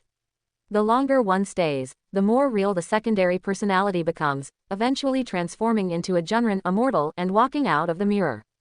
After speaking, Sally pulled out another diary, her mother's diary. Wait, I have a question. Roger suddenly thought of something. Does that mean your mother is still in a corner of the magic mirror? Didn't you see her when you went in? Sally shook her head sadly. I don't know. When I first entered the magic mirror, I also tried to find her, but I couldn't. Maybe she already died in the magic mirror. Perhaps she didn't die, but completely transformed into a shadow in the mirror, just as she transformed from a person in the mirror to a Junran immortal, which is why you can't find her. Roger pointed at the Sally on the ground. Look at her shadow. At this moment, the shadow of Sally on the ground was becoming fainter and fainter, as if surrounded by shadowless lights. However, the observant Roger noticed that when she first came out, Sally's shadow was very faint, but now it was getting darker and darker. Perhaps if Roger had saved her a few days later, she would have completely disappeared into the magic mirror. It's all you, it's all of you. If you hadn't come out, nothing would have happened. The mirror Sally looked viciously at Sally and the others. If you hadn't come, nothing would have happened. I curse you all to die horrible deaths. Now I'm going to die, I'm going to die. I just barely made it to this real world and haven't even enjoyed it for long, and now I'm going to die. Boo-hoo, the mirror Sally started by cursing incessantly. Slowly, her voice grew softer, until she finally started crying. There is great fear between life and death, and it was clear that she was no different from a human.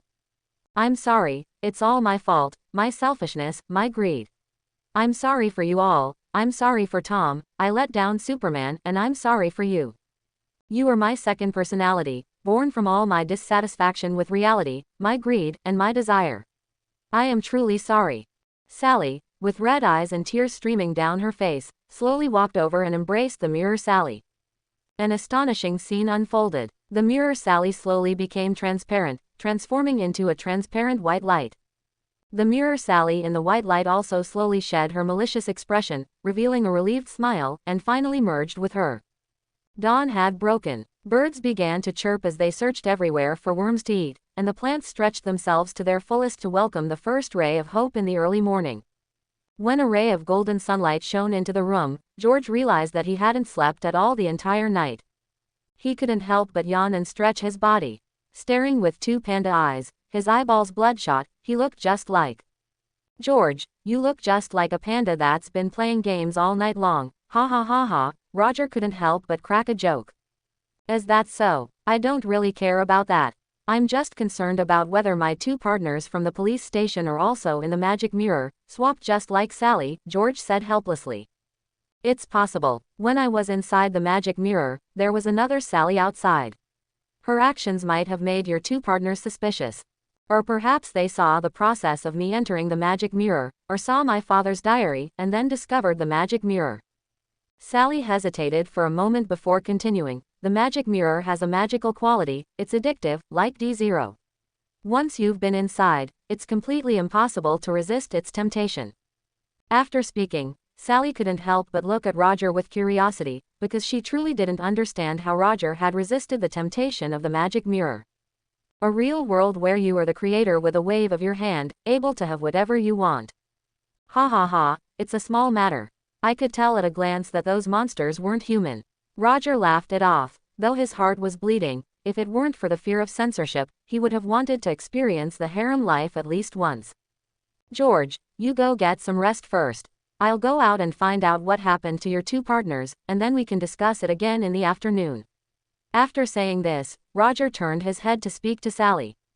You should go get some rest too. I can see that your mental state isn't very good. What about you? Don't you need to rest? Sally asked. Hey, I don't need to. I am an exorcist, it's no problem for me to go a few days without sleep. Roger wasn't telling the truth, of course, but he could manage a day or two without sleeping. After all, the Ghost Rider is a creature of the night. After leaving the house alone, Roger began to inquire for information. These days, it's hard to find a criminal, but it's too easy to find two police officers, especially two police officers from out of town. Soon, Roger found a patrolling officer in uniform, a big fat man, who was buying breakfast at a breakfast shop. Drinking high-calorie milk tea so early in the morning, no wonder he's so fat, Roger muttered. He walked up to the counter of the breakfast shop, nothing else, just the same old routine. Hello, please give me the same set meal as this gentleman, and put his bill on my tab.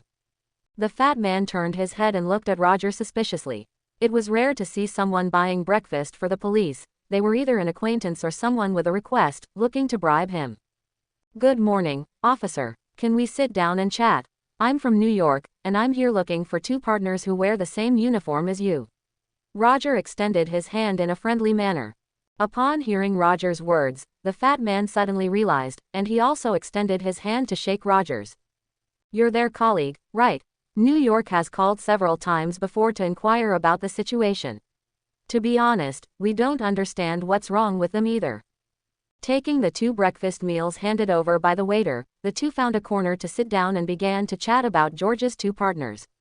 My name is McPherson, Roger. Seeing that no one around was looking, Roger pulled out a cigarette and handed it over, with two green bills held between his fingers. The fat man's eyes lit up when he saw them. They were the largest denomination, Benjamins. With lightning speed, the fat man took Roger's cigarette, then with a flick of his hand, the green bills vanished into his grasp. You want to ask about those two police partners of yours, right? That's right. They originally came here to investigate a case. Later, for some reason, they suddenly stopped returning, and then even called to resign. You know, being police is a special profession, so the New York police station couldn't help but be curious about such a strange matter. The fat man, McPherson, took a delightful sip of hot milk tea before pausing to continue. I know what you're talking about. This matter started on your end. At first, a woman named Sally went missing. We couldn't find her here, and New York thought she was dead or missing, so they sent people to take a look. Originally, this kind of cross-jurisdictional case would be handled by other departments. You know, this country has as many departments as there are stars in the sky. Later, she suddenly reappeared and refused to go back. Since she is a single mother with a child at home, the police station in New York felt it was abnormal and sent people to check it out. As it turned out, the two police officers who came also did the same thing. They disappeared for a few days and then reappeared. Anyway, no one was missing, no one was dead, so our bosses naturally couldn't be bothered to care. As for their personalities becoming strange, who knows? Maybe they encountered some kind of trauma. Seeing that the fat man had rambled on for a long time without getting to the point, Roger felt he should remind him that his green bills weren't taken for free. Ahem, brother, I'm asking where the two of them went now. Oh, sorry, I'm a bit long-winded. Those two guys were eating and drinking heavily every night here, and they loved chasing women. They maxed out their credit cards in a few days, and later, when they had no money to eat, they even stole things. The fat man looked strange. Our officer saw that they were colleagues, and since it was only some food, he reached a settlement with the merchants and helped pay some money, so no case was filed. After those two people left, I don't know where they went. They probably went back home. To be honest, their behavior was indeed very strange. They didn't look like police officers at all. They looked more like prisoners who had been locked up for a long time. Roger was thoughtful. It wasn't that they had been locked up for a long time, but rather it was their first time coming to the real world in their lives. All right, thank you, officer. So, they have left this small town, right? Aha, that's right. If you need to know anything else later, you can come to the town's police station to find me. There aren't many police officers here, just mention my name. Okay, then I'll be going now. I still have to find out where they went. Thank you very much for your help. Roger shook hands with the fat police officer again, said goodbye, and walked out of the breakfast shop. The fat man, McPherson, happily picked up his hot dog and took a satisfied bite. He had made some extra money early in the morning. Today was truly his lucky day. He turned his head and shouted, Boss, give me another hot dog combo. Oh no, 2. I'm not dieting today, I'll start dieting tomorrow. Roger had roughly figured out what the magic mirror was. It seemed to be a strange space inside, where humans could achieve abilities like God or a creator after entering. More importantly, the things created inside were all real, they could be used, eaten, and would keep one from starving. The only drawback was that they couldn't be taken outside the mirror. Such an heaven-defying ability, I'm afraid. I'm afraid Sally and the others didn't actually enter the mirror, but rather used the magic mirror as a medium to enter an unknown dimensional space. Or to be bolder in my reasoning, perhaps some alchemist or magic user accidentally discovered this dimension while exploring unknown spaces. So, they used their wisdom to create this magic item, fixing the coordinates, allowing entry and exit from this strange dimensional space through the magic mirror. And after staying inside for a long time, becoming a true creator, their connection to the real world was severed, making it impossible to return through the mirror, and others wouldn't be able to find them either. Roger silently took out his small notebook and wrote down a line, equivalent exchange. In all the incidents involving devils and demons he had encountered, he knew that the word, exchange, was mandatory. There was no such thing as a free lunch in the world, it was just a matter of who paid more and who paid less. The reason gold or jewelry from inside the magic mirror couldn't be taken out was simply because no equivalent exchange had been made. And for those who intended to play God inside and not return to the real world, another sub-personality would appear in the real world and begin to replace them. This was the magic mirror's equivalent exchange. Finding a breakfast shop with lighter fare, Roger silently finished his own breakfast and packed a few portions to take back for Sally and George. Returning to Sally's home, the two were still asleep. Roger placed the food and water he had brought on the living room table and began to observe the magic mirror. The stand of the magic mirror was made of some unknown wood, carved with exquisite patterns. Taking out the magnifying glass he had just bought in town, Roger carefully magnified the patterns to see them clearly. Countless patterns, as small as ants, turned out to be densely carved runes upon closer inspection. Skew-ee-ee. Incredible. This magic mirror might really be a magic gate, just a medium connecting to another dimension. What unsettled Roger was that, likely because the magic mirror had been firmly cemented into the cellar by her father, Sally had damaged a few spots while taking it out. Although there was no overall damage, a few of the patterns had been rubbed off. Heaven knows what those missing pieces were. If they went in again and couldn't come back, that would be a total disaster, Roger muttered to himself. What would be a total disaster? Did you find something, Roger? Roger turned his head to see that George, still sporting a pair of panda eyes, had woken up, though he clearly looked much more refreshed after sleeping for a few hours. You startled me. It's nothing. There is food on the table, go ahead and eat. Also, I've found out about your two colleagues from the police station. After speaking, Roger told George what he had found out and shared his analysis of the magic mirror. You mean, there's a possibility that once we go in, we won't be able to come back? George asked with a grave expression while eating bread. That's right. The patterns around the wooden frame of the mirror aren't just patterns, they are magic runes. A few have been damaged, which means this magic mirror is already unstable and unknown dangers could appear at any time. I see. After finishing his food, George patted his body, looking for something. Realizing he was looking for cigarettes, Roger took one out of his pocket and handed it over. Don't smoke too much, or sooner or later you'll end up with lung cancer like Kong. Who is Kong? George asked after taking the cigarette and lighting it, taking a deep drag. A cursed exorcist. Everyone who walks with him meets a terrible end, yet he himself lives incredibly well. George didn't quite understand what a cursed exorcist meant, but he understood the phrase, meets a terrible end. Time ticked by second. George slowly finished his cigarette and crushed the butt under his foot, grinding it into the ground. I've decided to go in. My two colleagues are in there. Even if I'm just an ordinary person, I cannot stand by and watch them die. This is my duty. Roger, it's better if I go in alone. You wait for me outside. If something goes wrong and I can't come back, please apologize to my wife and daughter for me. Roger rolled his eyes. Since George had already said that, what else could he do? He couldn't let a supporting character steal the protagonist's spotlight. Although his own morals weren't particularly lofty, he definitely couldn't let anyone outshine him. I'll go in with you. Since you've put it that way, how can I let an ordinary person like you go to such a dangerous place alone? George smiled and punched Roger lightly. Although you like to use some underhanded methods to disguise yourself, I knew you have always been an upright person. Don't, I'm really not an upright person, and I'm not disguising myself. Roger felt like crying. Why was it that even when doing bad things these days, people still thought he was a good person? Are you too determined to go in? A pleasant female voice came from above. It turned out Sally, who had been sleeping upstairs, had also woken up. Just as this, Mr. Roger said, it is indeed very dangerous inside. I think, after so long, perhaps your two police colleagues never intended to come back in the first place. Sally added silently to herself. Or perhaps they couldn't come back, as the mirror personality had completely replaced the real person. And both sides were satisfied. The one who entered the mirror dimension world became its god and creator, while the mirror personality came to the real world and became a real person. If it weren't for her son, she would probably have stayed inside forever. Sally sighed inwardly, preparing to return to the busy workdays and the life of looking at a pile of maxed-out credit cards every day. Rest for a while, build up your energy, and we'll go in tonight. Sharpening the axe won't delay the woodcutting.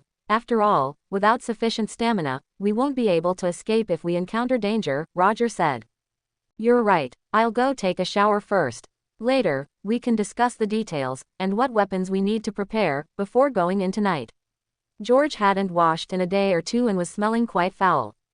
Fine, I'll study these patterns first. Roger took out a camera.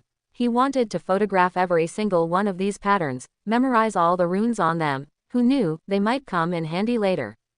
Roger certainly couldn't read these runes, but others could, like Kong. Roger had never seen anything Kong didn't understand. Unfortunately, the guy was a cursed exorcist, and even with his protagonist aura, Roger didn't dare stay by his side for too long. Roger magnified the patterns on the wooden frame of the magic mirror and took photos of them one by one. High-definition cameras are just great, they can capture everything. After confirming there were no omissions, he put the camera away, planning to find some time to pay someone to appraise these runes. They might be useful. Magic in this world is all about equivalent exchange. If you want to use it, you must pay with a corresponding amount of magic or something similar. Most people choose more powerful magic, even though those spells exceed what their bodies can handle.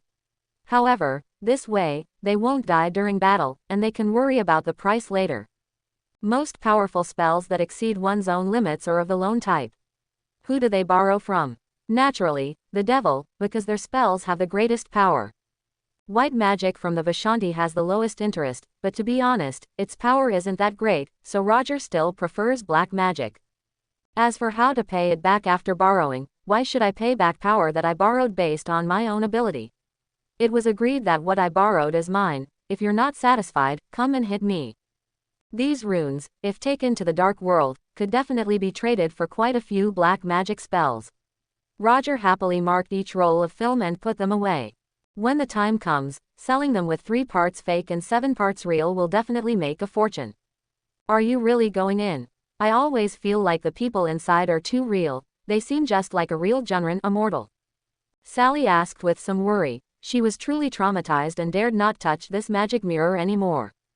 Especially the scene where the Superman of Light died. It just made her feel like she was the executioner, filled with guilt. Yeah, George has 2 colleagues inside. Given his personality, even if they were just 2 ordinary people, he would still try to go in and save them. This guy will die sooner or later because of his sense of justice. Roger shrugged, expressing his helplessness. He wasn't afraid of the monsters inside, but he was afraid of not being able to get out, and he didn't know how to use space-time magic. That's not a sense of justice, it's responsibility, the responsibility of a police officer. A voice came from the bathroom doorway. Having taken a shower, George obviously felt much better, and his tense spirit from the past few days was greatly relieved. Should we prepare some weapons? I'll go to the town's arms supermarket and buy some. Roger waved his hand. No need. Ordinary weapons won't be of any use. Besides, the main problem inside lies with your 2 colleagues. What are their personalities like? Have they created any bizarre characters? For example, the intelligent virtual character Batman, who backstabbed his own creator, making him unable to destroy the world he created. Or, the Joker, not to mention anyone else. Roger feels that the Joker is 100% uncontrollable by his creator. The guy is a psychopath to begin with. Roger told George some of the details he had deduced and then asked George about the personalities of his two colleagues. Because their personalities might determine what they would do in the dimensional space inside the magic mirror. Hearing this, Roger couldn't help but glance at Sally, and Sally also felt embarrassed by Roger's gaze. The ones she created were all film idol characters, and they were all a bunch of muscular hunks and strong men. Thinking of this, Sally couldn't help but blush. She secretly glanced at Roger, and only felt relieved when she saw Roger wasn't paying attention. Those two colleagues are not from my department. Actually, I don't know them very well. I only know that one of them already has a family and their relationship is relatively stable, while the other one is unmarried. That means one of them might be able to be saved back to the real world, while the other is TBD. Roger stroked his chin and thought for a moment. A family and a stable relationship are a foundation.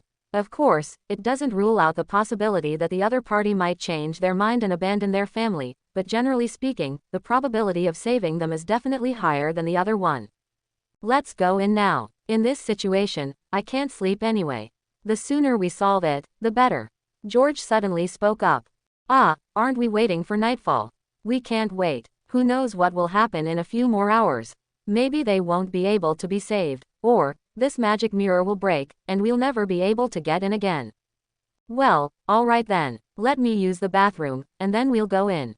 Roger felt helpless. Of course, it wasn't that he insisted on George resting until night, but for other reasons.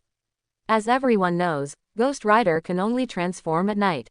But after long training, during the day, as long as there is a place without sunlight, or a place where the sunlight is relatively dim, he can barely transform partially. But this is far from enough. As long as someone hits his head with a single bullet, it's game over, and he'll go straight to see Mephisto. Only at night does he have the immortal body of Ghost Rider, and coupled with some gadgets he swindled and bluffed his way into getting, can he ensure his own safety. However, after thinking it over repeatedly, Roger still decided to accompany him inside, because the reason Batman could backstab his own creator was that Sally is a woman. If it were a man, he might not have had that opportunity. Alright, are you ready? Let's go, Roger asked. Let's go. George looked at the magic mirror, then touched his amulet. Gwen, Daddy will definitely come back safely. Roger reached out and probed the mirror. The surface of the mirror showed ripples, spreading slowly like waves. Then he walked straight in, and George followed closely behind, and the two of them disappeared into the magic mirror just like that. Sally was outside, watching the two of them as if they were walking into a movie world, and then they walked further and further away in the mirror world. There once was a ship that put to sea. The name of the ship was the Teapot. With the wind blowing, she set sail. Blow, blow hard. Before long, the Teapot will come to bring us sugar, tea, and rum. After Roger and George entered the magic mirror and passed through a stretch of white, vast road, the view ahead suddenly opened up. Presented before the two of them was an endless sea. On the harbor, countless sailors were working densely, and some sailors on the ships were singing this sea shanty, setting sail. On the crowded wharf, there was the hustle and bustle of people coming and going everywhere, making it feel as if they had arrived in a magical age of discovery. Is this the Middle Ages? George's brain felt dizzy for a moment. He rubbed his eyes and looked carefully again, but the scene had not changed. Sailors wearing short sleeves and shorts, tanned dark by the sun, were happily scrubbing the decks and washing the ships. Small vendors kept hawking their wares, and there were some heavily made-up women constantly casting flirtatious glances, occasionally hooking a few sailors to walk into the side alleys. Recruiting sailors, recruiting hands. Those who can read star positions, can steer, have culinary skills, or know foreign languages. Anyone with a special skill can come. A person missing a front tooth shouted loudly. George, look over there. Roger pointed to a pirate ship in the distance. Black Pearl. George widened his eyes. Wasn't that ship definitely the Black Pearl, the one from the movie? This world was much the same as the one before Roger traveled through time. The only difference was that the Marvel series of comics didn't exist, while DC Comics were on the market. Furthermore, the exploits of Captain America had been adapted into a high-selling comic book, and Coulson was one of his die-hard fans. Therefore, seeing a pirate ship exactly like the one in the movie, they couldn't help but be surprised. A Pirates of the Caribbean ship. George was a bit stunned. Move aside, pretty boy, don't block the way. An old man, Nick Fury, pushed a wooden cart and cursed. Sorry. George had a good personality and hurriedly moved out of the way. Watching the old man, Nick Fury, using all his might to push the cart forward, George asked with a sense of unreality. Roger, do you think this world is really fake? I don't know if it's fake or not, but in any case, we can't stay long. Don't forget, equivalent exchange. If you stay too long, another negative version of you will appear to replace the real you, and then you will be trapped here forever and unable to get out. Roger patted George on the shoulder and pointed at the pirate ship. I think your colleague must have also watched the movie, Pirates of the Caribbean. You mean, that ship might be his? George looked at it. It was indeed exactly the same as in the movie, whether in terms of shape, sails, or some of the characters. Let's go over and take a look. Maybe it really is your buddy, Roger said. After saying that, he took the lead and walked towards the Black Pearl docked at the pier. Come one, come all, we're hiring. Room and board included, just need to be physically sound. Our captain knows everything and can teach you. At the Black Bow, a skinny man shouted with a metal megaphone. There was also a fat man, who also held a megaphone, and the two sang in harmony. Want to learn a skill? Our captain can teach you. Navigating by stars, steering, handling sails. As long as you're willing to join, you can learn anything. Tomorrow's second mate or first mate could be you. Hello, I'd like to see your captain. Is he on the ship? Roger called out.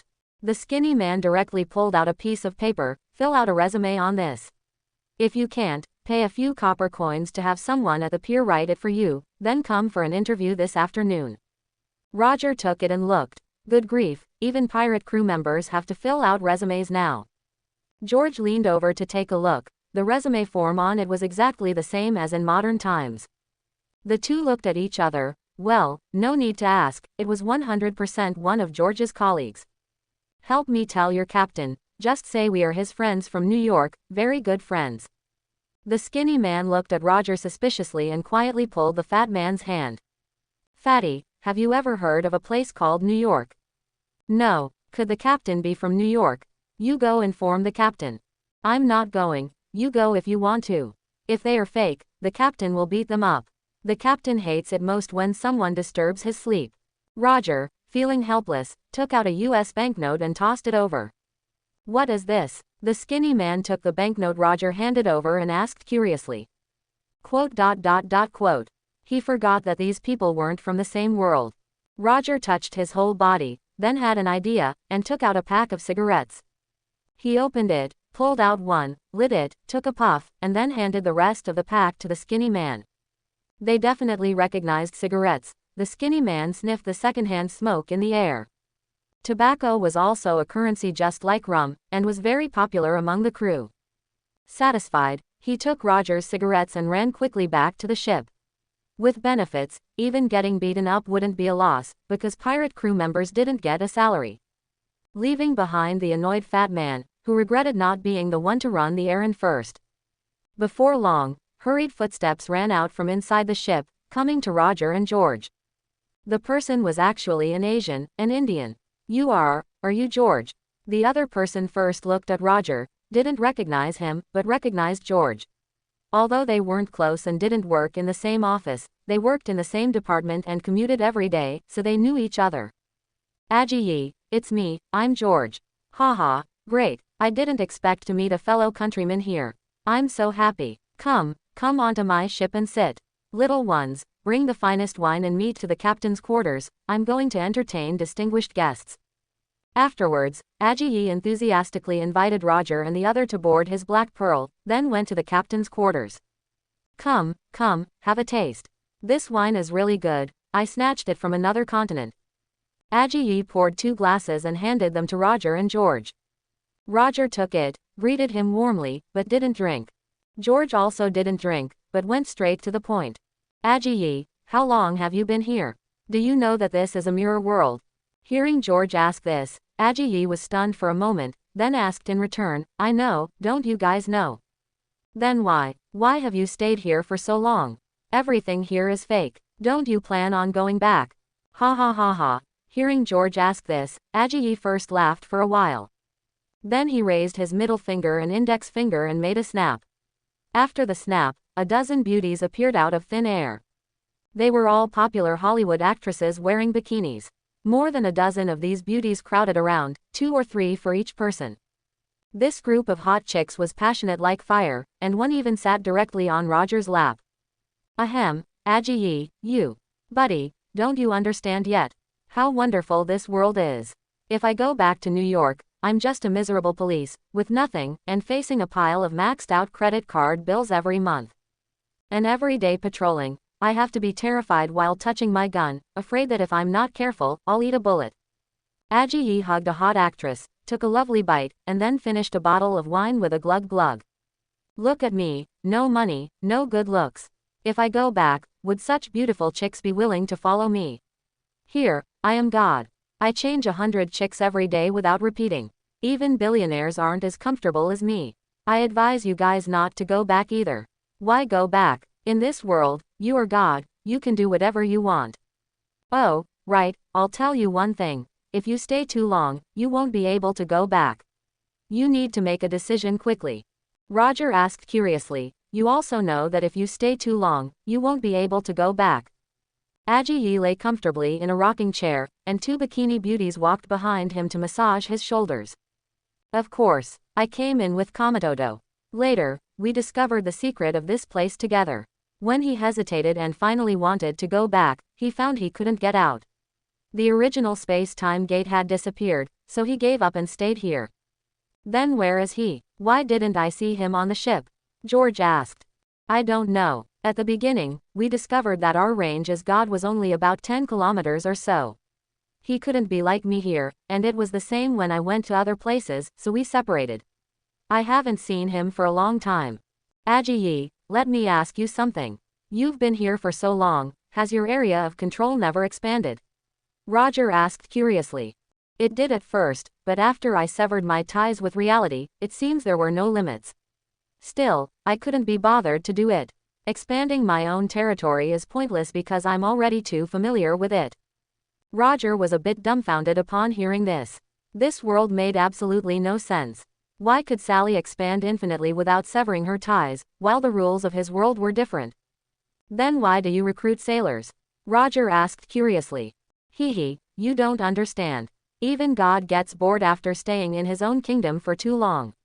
Aji happily planted a kiss on a starlet's chest, causing the hot starlet to blush shyly.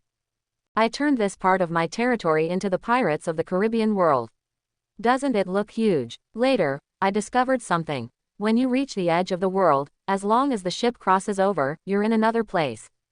However, going to other places is extremely dangerous because I'm no longer God there. I have no control, and if you die, you die. That's why I recruit sailors. When I get bored, we go exploring. After speaking, Aji pulled out a map he had drawn himself and pointed to the areas he had sketched. Here, I opened a door here before. After I passed through, I found a giant monster in the middle of the ocean. It flipped my ship over with one swipe, and I was so scared I wet my pants. Here, after I went over, I found another ocean with an island. Once I got on it, it was full of skeletons. I recruited a bunch of minions, and after finally fighting my way up, I found an ugly-looking fruit. Surprisingly, I could bring that fruit back. Guess what happened after I came back and ate it? Aji smiled mysteriously and produced an identical item. Devil fruit. Roger recognized the thing at a glance. Aji was stunned when he heard this. You know this too. I saw it in a manga. It seems like if you eat it, you get some kind of superpower. Haha, exactly. Take a look at my hand. After saying that, Aji stretched his hand out, and it reached all the way to the other side of the wall. George didn't understand and asked, aren't you God in your own territory? Having superpowers or not seems to be the same thing, right? It's different, it's different. When I go to other territories, I'm just an ordinary person. But after I ate this fruit, I could actually use its power in other places. That's why I'm so keen on exploring other territories. Roger touched his chin thoughtfully. He had a vague guess and seemed to have figured it out. Equivalent exchange. And if Roger's guess about the fruit's power was correct, it couldn't be used once you left the mirror dimension because there was no equivalent exchange. As for why it could be used in this dimension, he didn't know. Oh, right, if you want to find Kamatodo, you'd better go early. Because if you stay here too long, you won't be able to go back.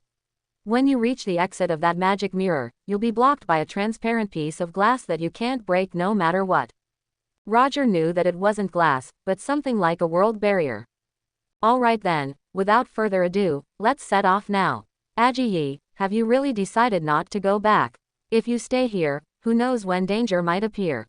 George didn't finish his sentence, because Sally's mother had disappeared in the mirror dimension just like that.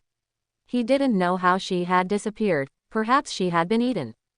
Ha ha ha ha, I won't go back. I'm an orphan in New York anyway, and this world is much more interesting, people here are just like living beings. The real world has already blacklisted me. I've tried, but I just can't break through that glass. Then, Ajiyi waved his hand, and the dozen or so bikini-clad beauties on the scene instantly vanished. By the way, you must be careful, because in other people's territories, you might actually die if you die. Look at this. Ajiyi lifted his shirt, revealing a long scar running from his ribs to his shoulder. If you get injured, you might actually die. Be extremely careful. When he led Roger and George to the deck, Ajiyi put on his captain's hat. He turned his head and smiled at Roger. How is it? Isn't it cool? Roger smiled and gave a thumbs up. Not bad, you've got the style of Captain Jack. Hee, I think so too. Alright, lads, hoist the sails, fire up the boilers, we're setting sail. George looked at the two of them helplessly, though he also found this place very novel. To be honest, this really feels like an adventure world, George said. I reckon this is the only time in my life I'll have such a magical journey. I'll write it in my diary later and tell Gwen about it. Roger also smiled. I bet Gwen will think it's a fairy tale like those by Hans Christian Andersen. By the way, do you want to try what it feels like to be God? Just like Ajiyi, all-powerful. George was a bit tempted, but after thinking about it, he shook his head. Forget it, Gwen and her mother are still waiting for me to go back. I'm afraid I'll get into trouble if I can't resist the temptation. After saying that, he lowered his head, touched the crucifix around his neck, and smiled. Hoist the sails, set sail. The massive black sailing ship began to slowly sail out into the ocean, and then its speed increased rapidly, giving the feeling of driving a sports car. For a moment, George and Roger almost lost their footing and swayed unsteadily. Haha, not bad, right? My black pearl is the fastest. Last time I was exploring other territories, it was because it ran fast enough that I managed to save my life. Ajiyi stood at the helm and laughed heartily. Buddy, what do you do when you encounter places that aren't the ocean? No matter how fast the ship is, it's useless. Roger said. Hee, who says a ship can't run on land? My ship runs just as fast on land. Ajiyi said boldly. Lads, turn on the sound system, let's have a song. A group of weird-looking sailors began to laugh and make a ruckus, then started singing. Let's go, setting off once again. As far as I know, the battle is still ongoing. The ropes haven't been cut, the whale hasn't left. Teapot keeps sounding its horn, encouraging the captain, the crew, and everything else. It won't be long before the teapot arrives. Alright, I'll see you off here. This is the end of the world. Past this point is someone else's territory. As for finding Kamatodo's territory, just focus your mind, and you'll enter it once you do, just like how you came to my place. Ajiyi thought for a moment, then took out a few more fruits and handed them to Roger and George. These are fruits I grew from the seeds of that one. After my crew members ate them, they were all able to use superpowers in other worlds. I don't know if they'll be of any use to you, but here you go. Thanks, Ajiyi, you're a really good guy. George accepted the fruits and thanked him again. Haha, no need to thank me, I've grown plenty. That's it then, goodbye, you two. Ajiyi waved a hearty goodbye to the two of them, then left with his minions. I originally thought this mission wouldn't be very difficult, but I didn't expect it to be this magical. Sigh, George sighed. Isn't this good? There are no deaths, no murder cases, and in the real world, there is also an Ajiyi living just fine, just with a different personality. That's exactly what I'm worried about. I don't know if that alter ego Ajiyi will break the law in the real world. George's worry was not without reason, because although the people appearing in the real world were still people, they were formed by the other side of a person's personality, which would expose many dark things hidden behind their character. By the way, can this fruit be eaten? George picked up a clump of fruit that looked just like poop. It emitted a fruity fragrance, but its appearance made it impossible for anyone to take a bite. Eat it. Just treat it as a toy. You can play with it after eating. If I'm not mistaken, once you leave the real world, this thing will be useless. Roger increasingly felt that the alchemist or magic user who created the magic mirror might be a genius. Regardless of whether he discovered this dimension or created it, the word, genius, was well deserved. Putting the other fruits into the system space, he picked one up and took a bite. Roger's eyes lit up, and he gave George a thumbs up, gesturing that it was excellent. Seeing this, George no longer hesitated and took a huge bite. The fruit melted the moment it entered his mouth. Ah, what the hell is this? It's worse than durian, it's literally like feces. Roger, why do you have such an expression of enjoyment? George retched while spitting it out. Ha ha ha ha, we share the burden. If I didn't pretend, how would you have fallen for it with such disgusting stuff? Roger laughed slyly. George, don't run, let me punch you. Walking in the vast white world, the two joked around while concentrating. Soon, a transparent, glass-like film appeared before them. Let's go, this should be the world of Kamatodo. Roger pointed ahead. George nodded, covering his mouth while walking forward. By the way, Roger, when you talk, don't face me, that feces smell is too strong. The two passed through the membrane and entered the world of Kamatodo. This is New York. On the bustling streets, there were skyscrapers everywhere, along with dense LED screens, and the streets were filled with commuting office workers. And on the news, there was a report about one person. That person was Kamatodo. Kamatodo defeated Haibama with 303 votes to 232, successfully elected as the President of the United States for this term. Let us congratulate him. On the news, the host held a microphone and said excitedly. Countless pedestrians on the street, upon hearing this news, began to cheer, applaud, and throw their hats into the sky, as if they had won a world war. Forget it, this guy knows how to play, he became president himself. I feel like we don't need to look for him. Let's go, George. But, George looked a bit hesitant, because the experience of an adult told him that Roger was right. But leaving without seeing the other person didn't seem right. Perhaps the other person also had thoughts of leaving. You two gentlemen, please show your identification. It turned out that while Roger and George were standing on the street chatting, they were spotted by two patrolling police officers, who approached them without hesitation to question them. George looked at the two black patrol officers in surprise, not expecting that he, too, would have a day of being questioned. Roger blinked. How did the style of this scene feel a bit off? Sir, please put your hands on your heads, okay. One of the black patrol officers looked unfriendly and already had his hand on his holster. A wise man submits to circumstances. Roger and George obediently raised their hands. Hey, buddy, don't be too excited. I am also police. Can I take out my identification? George said. You can, but move slowly. I hope you don't do anything stupid. The other big black man already had his gun pointed at them. George had no choice but to slowly reach into his pocket under the watchful eyes of the two big black men and take out his police identification. He was most familiar with this process, but previously it was always him doing it to criminals. Now that it was himself, he felt extremely awkward. Ha ha ha ha, Roger couldn't help laughing. What are you laughing at? George took out his ID and rolled his eyes at Roger. Of course I'm laughing at you. I never expected you to have a day where you'd be questioned as a criminal. He, I really want to take a camera and film this. Shut up. Now it was Roger's turn to shut up, watching the three of them obediently. Calling headquarters, help me check a badge number. NAO 577AXXXX, name George Stacy. One of the big black men was talking to headquarters on the walkie-talkie, but the next second, his expression changed immediately. Take them both back, the ID is fake. This person is not police. George suddenly remembered that although this was New York, it wasn't the real New York, so his ID here. The other big black man took out handcuffs directly, intending to lock them up. He, never thought you'd have a day where you'd get arrested, Roger teased. Fine, Roger, I have a bad feeling about this. After the big black man handcuffed them, he clearly breathed a sigh of relief and escorted the two toward the police car. Behave yourself. When we get to the station, honestly confess where you got the fake ID, you white pig. After saying this, he punched George hard, making George retch immediately.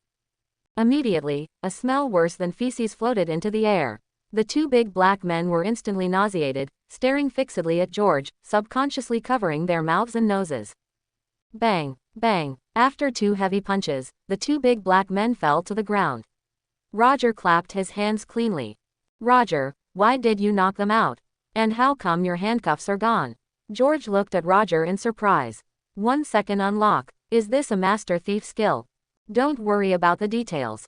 I can even put away a motorcycle, so what's a pair of handcuffs? Besides, if I didn't knock them out, were we supposed to be taken to the police station? It would be trouble if we went there. And, haven't you noticed? Things are reversed here, hee. Roger said gloatingly. What's reversed? George asked. Since entering this virtual city, he had felt something was off, but he couldn't figure out where. This feeling was becoming clearer and clearer, like it was separated by a layer of paper, just needing someone to poke through it for him. Get in the car, I'll take you for a ride and you'll understand. Roger happily patted the police car. George didn't dwell on it either. The two got into the police car together. Sitting in the car, Roger turned on the siren and specifically drove toward places where white people were. Everywhere they went, white people scattered in avoidance, fearing the police car like mice.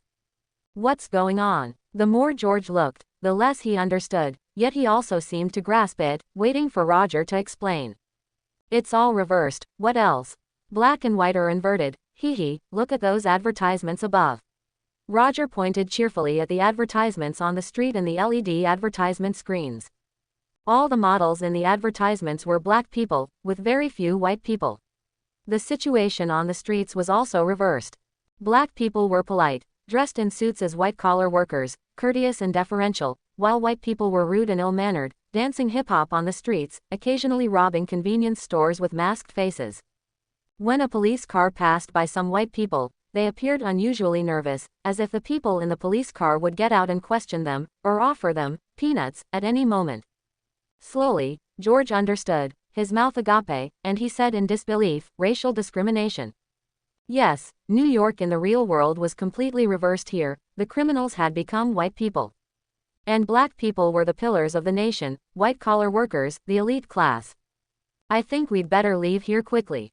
It's obvious that your buddy has changed since coming here, hee.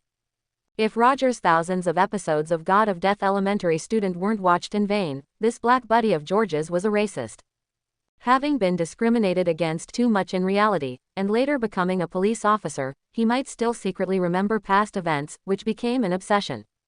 When he decided to abandon his family and stay in this world, he began to retaliate against his former life. The deeper the harm he suffered in reality, the greater his reaction would be after he became God. Roger, you're right, we need to leave quickly. George began to agree with Roger's statement.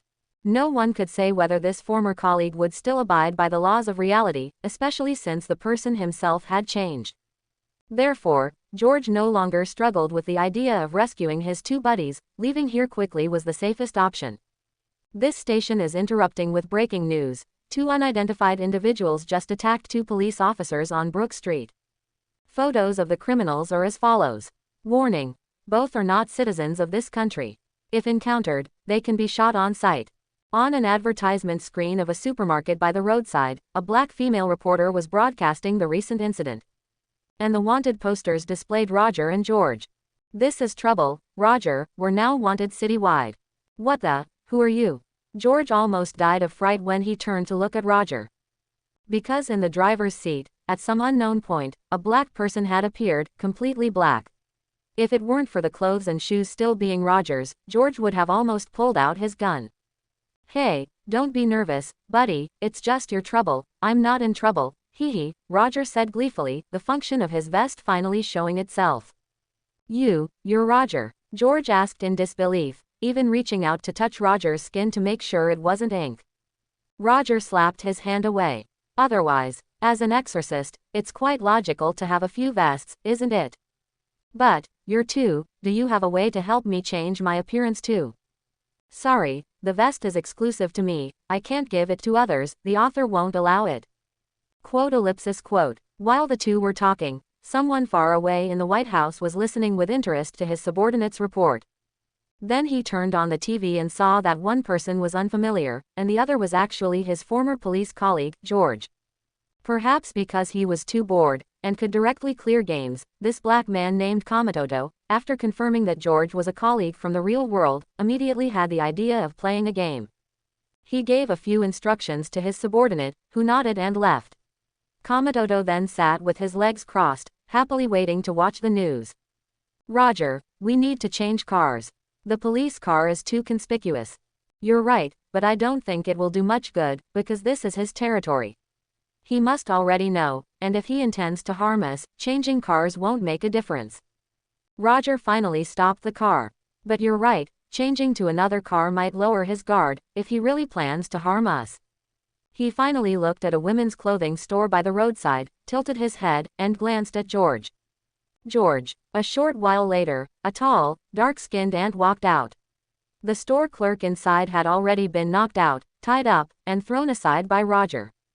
Your cross-dressing is quite good. It seems you have the potential of an agent.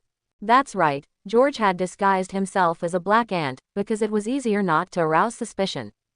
Stop joking, the most important thing now is to find a way to escape quickly. Do you know where the exit is? George said discontentedly. Roger took out a pair of sunglasses, put them on, and activated his eye of judgment, looking around. This dimension, how should I put it, is a bit like a kaleidoscope. There are exits everywhere, or possibly nowhere, because it can create a gap by breaking a mirror. The problem is that some mirrors look very sturdy, while others look very fragile, clearly newly formed mirrors. What we need to do is run to the weaker mirrors, then shoot and break them to get out. The problem is that some mirrors look very sturdy, while others look very fragile, clearly newly formed mirrors. What we need to do is run to the weaker mirrors, then shoot and break them to get out. George followed Roger's gaze but couldn't see anything. So where exactly is the exit? Kamatoto is the creator of this world, but he won't meticulously construct every detail of the entire world. In those newly created places, the mirrors are relatively fragile, so we just run there, in other words, outside the city. Then Roger looked around. All those cars were illusory creations of Kamatoto's world. If Kamatoto had ill intentions towards them, they would vanish with a single thought. Since it wasn't safe, he didn't want it. Roger didn't like to entrust his safety to others. He reached behind his back and pulled out a Harley motorcycle. George, get on. We need to hurry. We're now citywide wanted criminals. George's face twitched. Although he was once again surprised by Roger's magic, he knew this wasn't the time to ask about it and directly got on his motorcycle. Let's go. Depart. Boom. After a roar of the motorcycle, Roger twisted the throttle to maximum and sped off. At this moment, the streets were full of FBI, CIA, and various police officers, all of them undoubtedly black people. These police officers were all searching for two people, George and a mixed-race Roger. Their faces were plastered all over the city's billboards. This is how an unreasonable world works. The entire city's media, with nothing better to do, broadcasts the faces of two wanted criminals on television. Driving to an intersection, Roger slowly came to a stop because a roadblock had been set up ahead. A group of dark-skinned police were guarding the intersection, questioning people one by one and comparing them to photos, searching for the two wanted fugitives, Roger and his companion. Roger slowly followed the police's instructions, brought the car to a stop, then opened his mouth, revealing a row of pearly white teeth, and smiled. Hey, officers, hello there, what happened? One of the big black men, seeing someone of his own kind, immediately felt a sense of kinship and smiled. Yeah, we're looking for two terrorists who attacked the police. One is a white pig, and the other is a mixed-race person. Have you seen them? Oh no, I haven't. How could I ever mix with those white pigs? They account for almost all the crime in this country. Kill them, Roger cursed angrily. The big black man looked at George, who was behind Roger. Because George was wearing a hat and sunglasses, he seemed a bit suspicious. This is my sister. She needs to see a doctor. Considering we are all of the same black skin, please have pity on us, fellow countrymen. Roger used his money power and quietly handed over a few US banknotes. You guys can go through. Stay safe. If you see any suspicious white people, remember to call the police. After saying this, the black man opened the roadblock, signaling them to pass. Oh, thank you, officer. We will keep an eye out for those white pigs. On Roger's dark face, his 8 pearly white teeth flashed once more in a smile. Afterward, under the direction of the traffic police, they slowly drove past the roadblock. Finally, they drove out of the massive FBI encirclement and swaggered away. Hee hee, see, George. That's the use of a disguise. Roger chuckled slyly. Roger's life motto: never be reckless when you don't have to be, don't be a villain, and keep a low profile. Who knows what crises are hidden in this dimension? Isn't it better to change disguises and pass through easily rather than fighting until you're battered and bloody? He was a man of intelligence, brute force was for brutes. Using one's brain was what made a protagonist. What? You can't find them. What are you people good for? You can't even find two people with such distinct skin colors. Did they crawl into the sewers to act like rats? Kamatodo cursed furiously. A bunch of losers. How did he manage to create such a bunch of losers? After severing his ties with the real world, Kamatodo made this place exactly like the real New York. At the same time, he created as many NPC virtual humans as there are in the real world, so it was no different from his life in reality. Then he started running for election and became the U.S. president. Unless absolutely necessary, he really didn't want to use his own authority, because that would be boring. When he first discovered that he possessed godlike authority in this dimensional world, he was very excited. But not long after, he got bored. He didn't know why he felt empty. Clearly, the people here were just like real humans. They could talk, had their own thoughts, bled, and died. Yet he still felt empty because those people couldn't give him a sense of reality.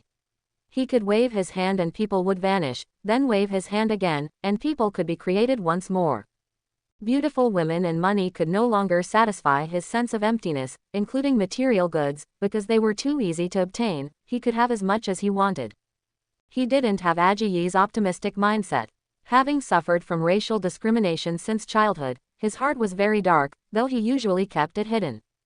Afterward, he created this world and began to set limitations for himself, not using his godlike authority, so he couldn't kill those people at will.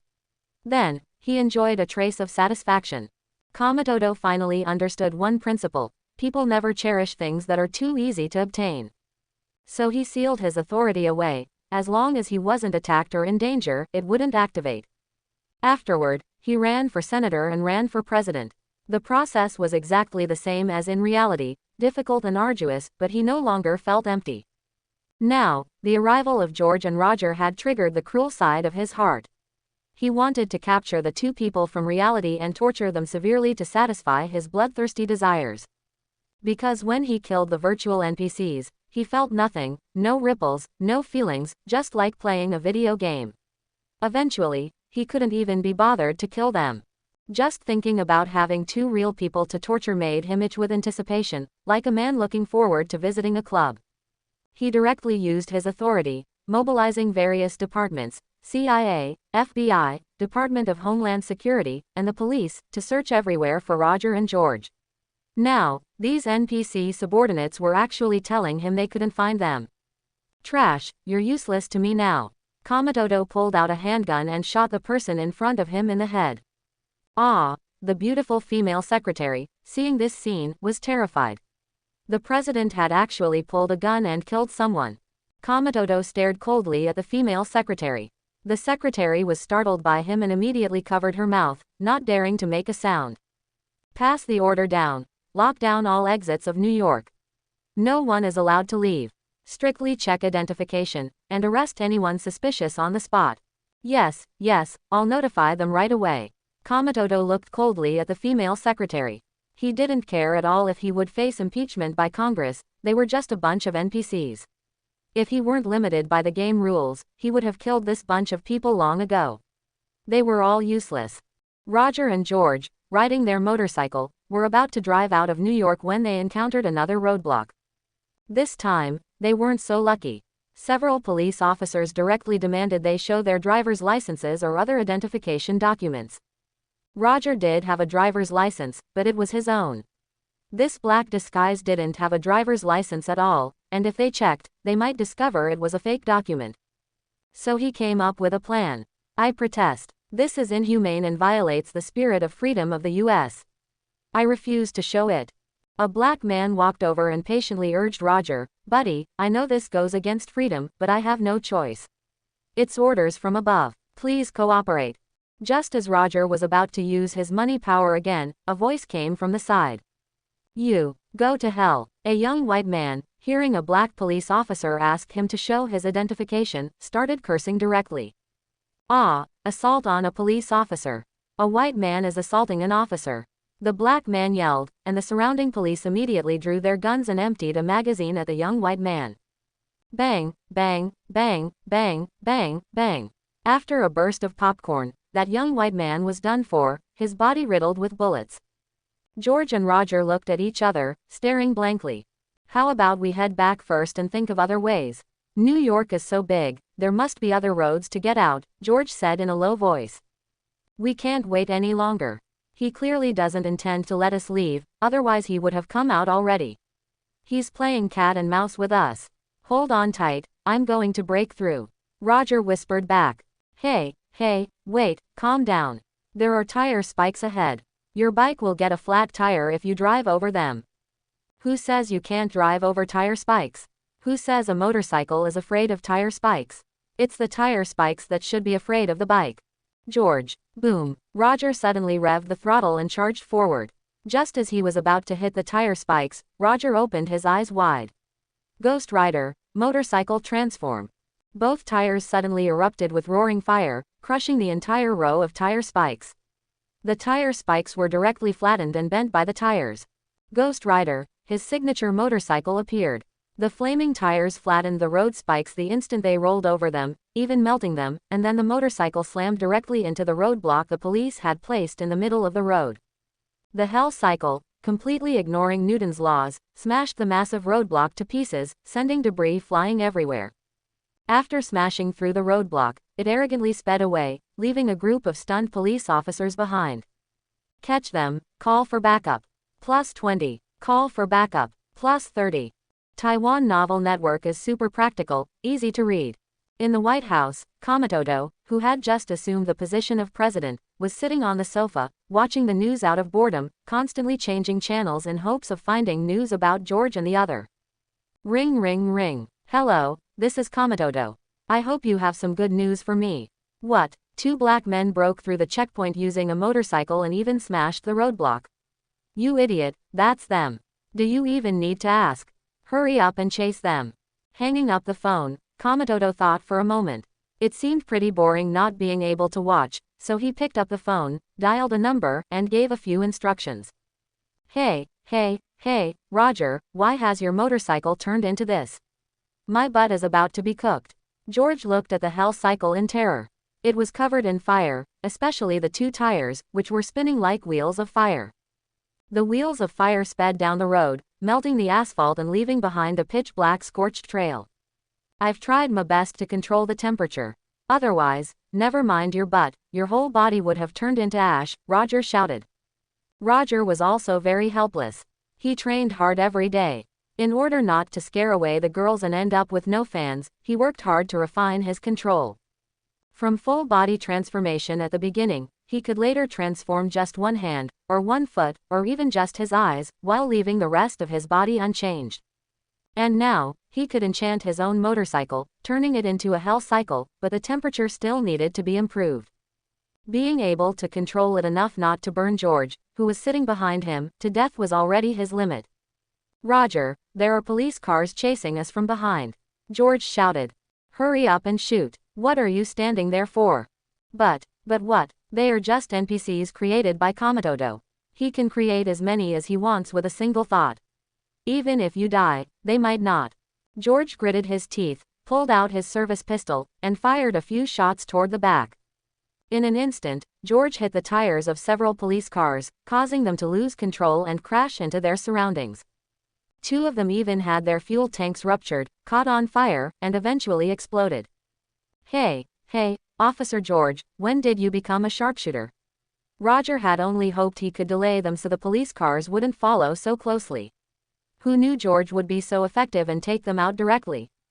"I don't know. I just wanted to aim at the tires of those cars, and then the bullets hit. I've never had such good marksmanship before." "What? There's such a good thing. arriving in the mirror dimension and suddenly having godlike marksmanship, becoming a sharpshooter. Why didn't he have it? Wait, the mirror dimension, could it be that poop-shaped fruit that Ajayi gave him? Then why didn't he have any? What about his own abilities? Even if he could only use them here, it would be good to have some fun with it. He closed his eyes and sensed for a long time, but still couldn't feel any superpowers. George, what were you thinking when you fired just now? Roger shouted. I was just thinking that I had to hit them. May God bless me, that's all, George replied loudly. I see, let me try. Just then, a police helicopter flew in from the sky, broadcasting a message demanding that Roger and the others surrender. Roger took out his favorite, a silver desert eagle, and squinted one eye, staring at the helicopter. May God bless me with a hit. George was stunned for a moment, then terrified out of his wits, shouting with a pale face. Roger, what are you doing? The motorcycle will crash if no one is controlling it. Roger didn't care at all.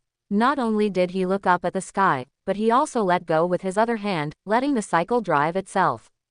Don't be afraid. It's already a mature cycle. It's time it learned to drive itself. Huh. George opened his eyes wide, completely not understanding what Roger was talking about. However, he saw the cycle, with no one controlling the handlebars, turning and accelerating, moving as nimbly as a professional racer.